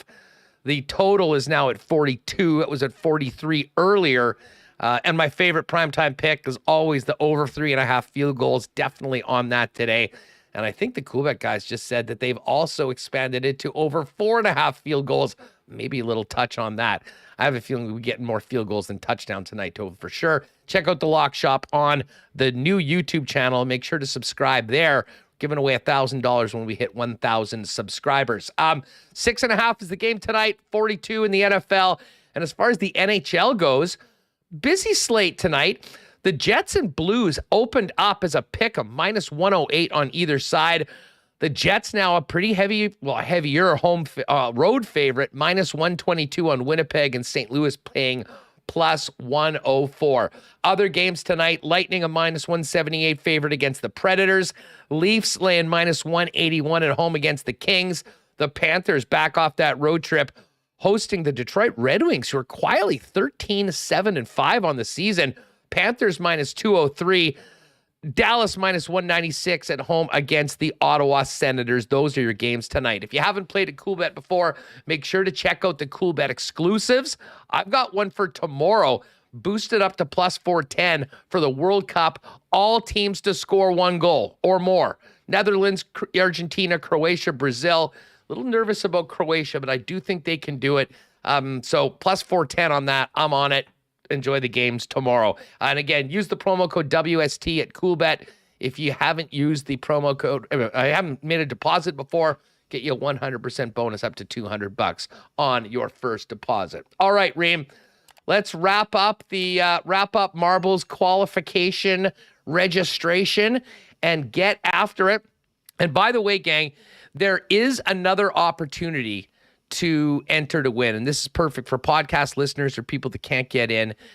Remo, fill us in. If you go to winnipegsportstalk.com/marbles, yes, we've got another way to register, and we'll be picking 3 registrants from there. And we'll probably do another 3 contestants, maybe on the Consolidated Supply Instagram page. We'll keep you up to date on that. We'll confirm that. Bottom line is right now, get in the marble race, get ready to drop them. But there is still another opportunity if you're not able to win through qualifying in one of the 12 qualification races. Yeah, first of all, shout out to Tico and Paulie for the super chat. It's not going to juice up your marble.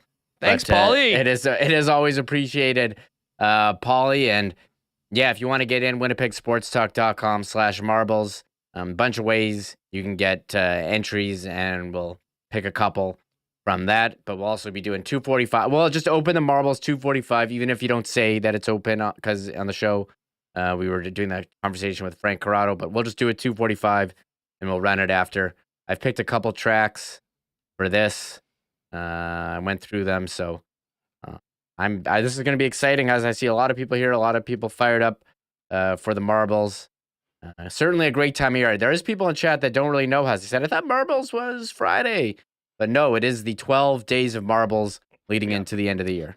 Well, and right off the bat, Joe, Spicy, Buck, and the gang over at Consolidated Supply, they sort of came to us with an idea to maybe get more involved in the marble race and have stepped up with the most awesome prize.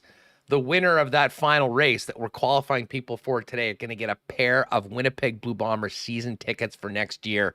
Cannot thank the support of Consolidated Supply enough. Great dudes over there. And as they say, I think I might want to go down there and take a look at hot tubs right now, considering the way things are right now. All right, Remo, if you want to get those things loaded up, we'll get into that. And while we do it, we can just quickly chat. I know there's some mentions in the chat right now about the big announcement yesterday that AEW, All Elite Wrestling, is coming to Winnipeg on the 16th of March, I believe the date is. Tickets are going to go on sale next Friday. We'll see whether we might have something cooking around WST for that. We've talked about it for a long time, really since the show started, that we'd love to see AEW come to Winnipeg. Of course, Chris Jericho and Kenny Omega, 2 of the biggest stars in the business and in AEW, both Winnipeg natives. Jericho from St. James, Kenny Omega representing Tacona, and Don Callis, Kelvin grad as well, one of the great personalities in it. So we'll hopefully maybe get one of the guys on the show over the next little while, and certainly be looking to do maybe a little bit of promo with the folks putting on the show. But mark that date down, March, AEW coming to Winnipeg for the very first time. AEW is Winnipeg, as W Jets Forever says. Yeah, no doubt. It's about damn time. I'm not sure whether they'll have Jericho and Omega going head-to-head against each other. That would be phenomenal. But I think this will be as well received at AEW event as maybe anywhere when it comes coming up in March. So we'll have some fun talking about that as well in future shows. All right, Remo, we won't do the full extended marbles theme from Tristan Rivers, but we definitely need to crank the song if we're going to drop marbles for the first time in the Consolidated Supply WST Tournament of Champions. Yeah, I'm just getting it ready. We got 225 entries into this thing, so I got to make sure I got all of them. Yeah, this is getting crazy. Nice. Yeah. You know what? That might be one of our biggest of all time. Certainly is up there. So let me, I missed a couple, so I'm going to redo it. All right, sounds good. We want to make sure everyone's marble is in there. And by the way, I saw Marble's mainstay, my guy Bozeman, in here, and a belated happy birthday. I, of course, was in Qatar, hit a big party last weekend that I missed, but I was the one that lost out on that. It looked like an incredible event with a very special guest. That was awesome. And big shout out to my guy Bozeman, who we go way back to the Rams in Adam A. 6-year-old house league hockey eons ago. So anyways, happy birthday belated to my man Shorn. All right, Reem, let's get this going. I'm just trying to make sure I have all the names. I don't know if it's working. Rob Mahoney says 225 entries is a record. Rob would know. And you know what? That's a big credit to Consolidated Supply. We've got such a great prize, and what a great day to launch this with Mike O'Shea's re-signing as Blue Bomber head coach. So maybe our biggest marble race ever, and is just start to come again. If you don't finish in the top 3 today, do not worry. We're doing it again tomorrow and Monday through Friday for the next 2 weeks leading into Christmas. And then make sure to mark it down. December 30th, our final act of 2022 will be to team up with Consolidated Supply and make one of you a Bomber season ticket holder for 2023. What an awesome prize, and what a way to finish off 2022 after a great year here on WST. Yeah, I will say, if you are entering in, make sure you hit that subscribe button and the thumbs up. Apparently we got more entries than likes, which we gotta balance out that ratio here. Yeah, gotta balance out the ratio. And by the way, we kind of forgot to do this. We don't normally make the chat subscriber only, but we say, hey, you got to be subscribed to, and I mean, pretty much everybody is that normally comes in. But if you're new or something, make sure you hit that red subscribe button. Obviously, you'll get the latest content. It's completely free. When you get onto YouTube, you'll see what our latest episode is. And that's big for us in growing the channel as well, both hitting the thumbs up button as well as being subscribed. So as of tomorrow, when we open up the qualifying, we will have the chat subscriber only. So anyways, if you haven't done it already, what are you waiting for? Just hit that red button. It's literally the simplest thing you could do, of no cost to you, and it helps us out as we try and grow. All right, Remo, let's do this. Do we have Tristan teed up and ready to go? I do. Yeah, we're closing in, Huss, on 8,500 subscribers on YouTube. So YouTube says subscribers. It's followers on every other platform. But we're moving on up, and yeah, if you missed, we posted a video this morning of you and Rennie. A great discussion on Mark Scheifele's pre- and post-game comments before he called it a revenge game on Paulner. He said a big revenge narrative heading into that game, and which is why I took Hellebuck on DraftKings. You knew the Jets were winning that one Tuesday. But anyways, I have a feeling our conversation with Scotty might end up there. I mean, something that is somewhat evergreen for content on attendance. And that was a great conversation. If you missed it earlier on, you can go back in this program, or we'll probably post it separately. But enough talk about everything else. Let's get down to business. Consolidated Supply presents our first qualifying race in the WST Marbles Holiday Tournament of Champions. It's time to do a marble race. One sec. I screwed it up. I played the wrong thing. Whoa. I hit the wrong button. Sorry, Huss. You there? I'm here. Of course I'm here. Okay, I hit the wrong button. Let's do this again.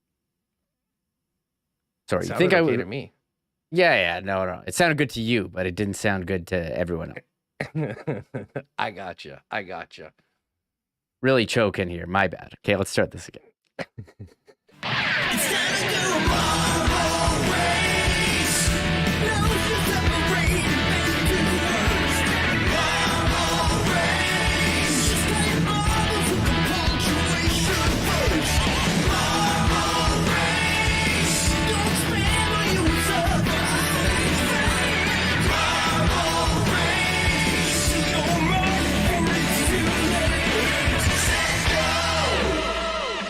go. No dabs here, Travis, or anything like that. All right, it's just past 3:00. We'll make this a little earlier, but it was a great stuff today with Frankie Corrado, obviously Billeck, and JP Vigier. That being said, it is time to get down to business. Race 1 of 12. The top 3 marbles will be qualified for the championship race when we and Consolidated Supply will make our champion marble winner and greet them with a pair of Bomber season tickets for 2023. Remis, we are now in twists and turns. This is the first of our personally selected marble race tracks for the 2022 Tournament of Champions. Again, thanks to Consolidated Supply, the boys there for making this happen. Good luck to everyone. Let's go for the first of 12 qualifiers on WST. You're All right. coming down. I always love this for people that are new, that haven't seen this before, or maybe pop in late to see what we're talking about, going, what the heck are these guys up to? Wow, Cowboy. How did Cowboy get in there? What a start for Cowboy. That is a huge lead. I don't know if we've ever seen one marble take care of the original cone as quickly as Cowboy did. He is way, way in front right now, and it could take an absolute disaster for Cowboy not to be in the top 3. Larry TSG with another nice start. It's almost like we're looking at everybody else now out of the first bit.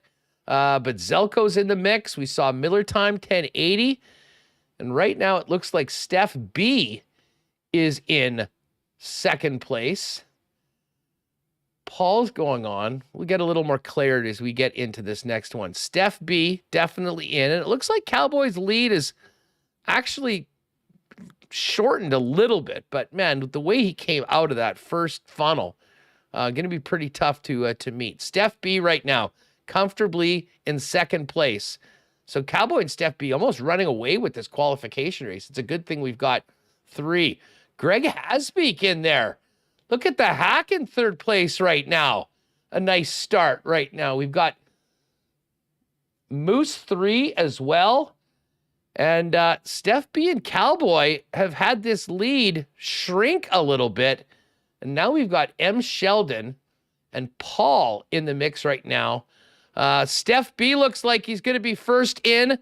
Cowboy holds on. And who is going to be third? M. Sheldon at the buzzer, making it in. So we didn't have a lot of drama for the first 2 marbles right now, although it did get shrunk as we went through. Look at all these marbles coming in. This was a wild one. But Steph B, our first qualifier, Cowboy with the K, the second qualifier, and M. Sheldon, your third. Oh, Paul Carr right there. Marshall Caron, Greg Hasbeek, Winnipeg Walter, Moose 3, Art Cooper, and Peyton Wilding, the top 10. Now, Steph B, Cowboy, and M. Sheldon, do us a favor right now. Send us an email just with your email and your contact info to winnipegsportstalk@gmail.com. Because what we're going to need to do is have all of your info, obviously, to make sure you know about the race on the 30th, but also in case you win, there's not really any way we can contact you through YouTube. So, but you're in. Congratulations. There you go. The first 3 qualifiers in the Marbles Tournament of Champions, and Consolidated Supplies giving us a pair of Bomber season tickets to give away. Again, check out winnipegsportstalk.com/marbles. You'll have another chance to get in for a mix. We'll be taking 3 entries from there. And stay tuned. We will do an Instagram contest, I believe, on the Consolidated Supply website. So you can go over, follow them, get in on a specific post. We'll probably launch that next week. So, wow, that was a weird one, Remo. I can't ever remember. I mean, Cowboy hung on there at the end, but it was all about the start there for Cowboy. Steph B as well, but particularly Cowboy with an incredible start and managed to hang on to be one of the top 3 today.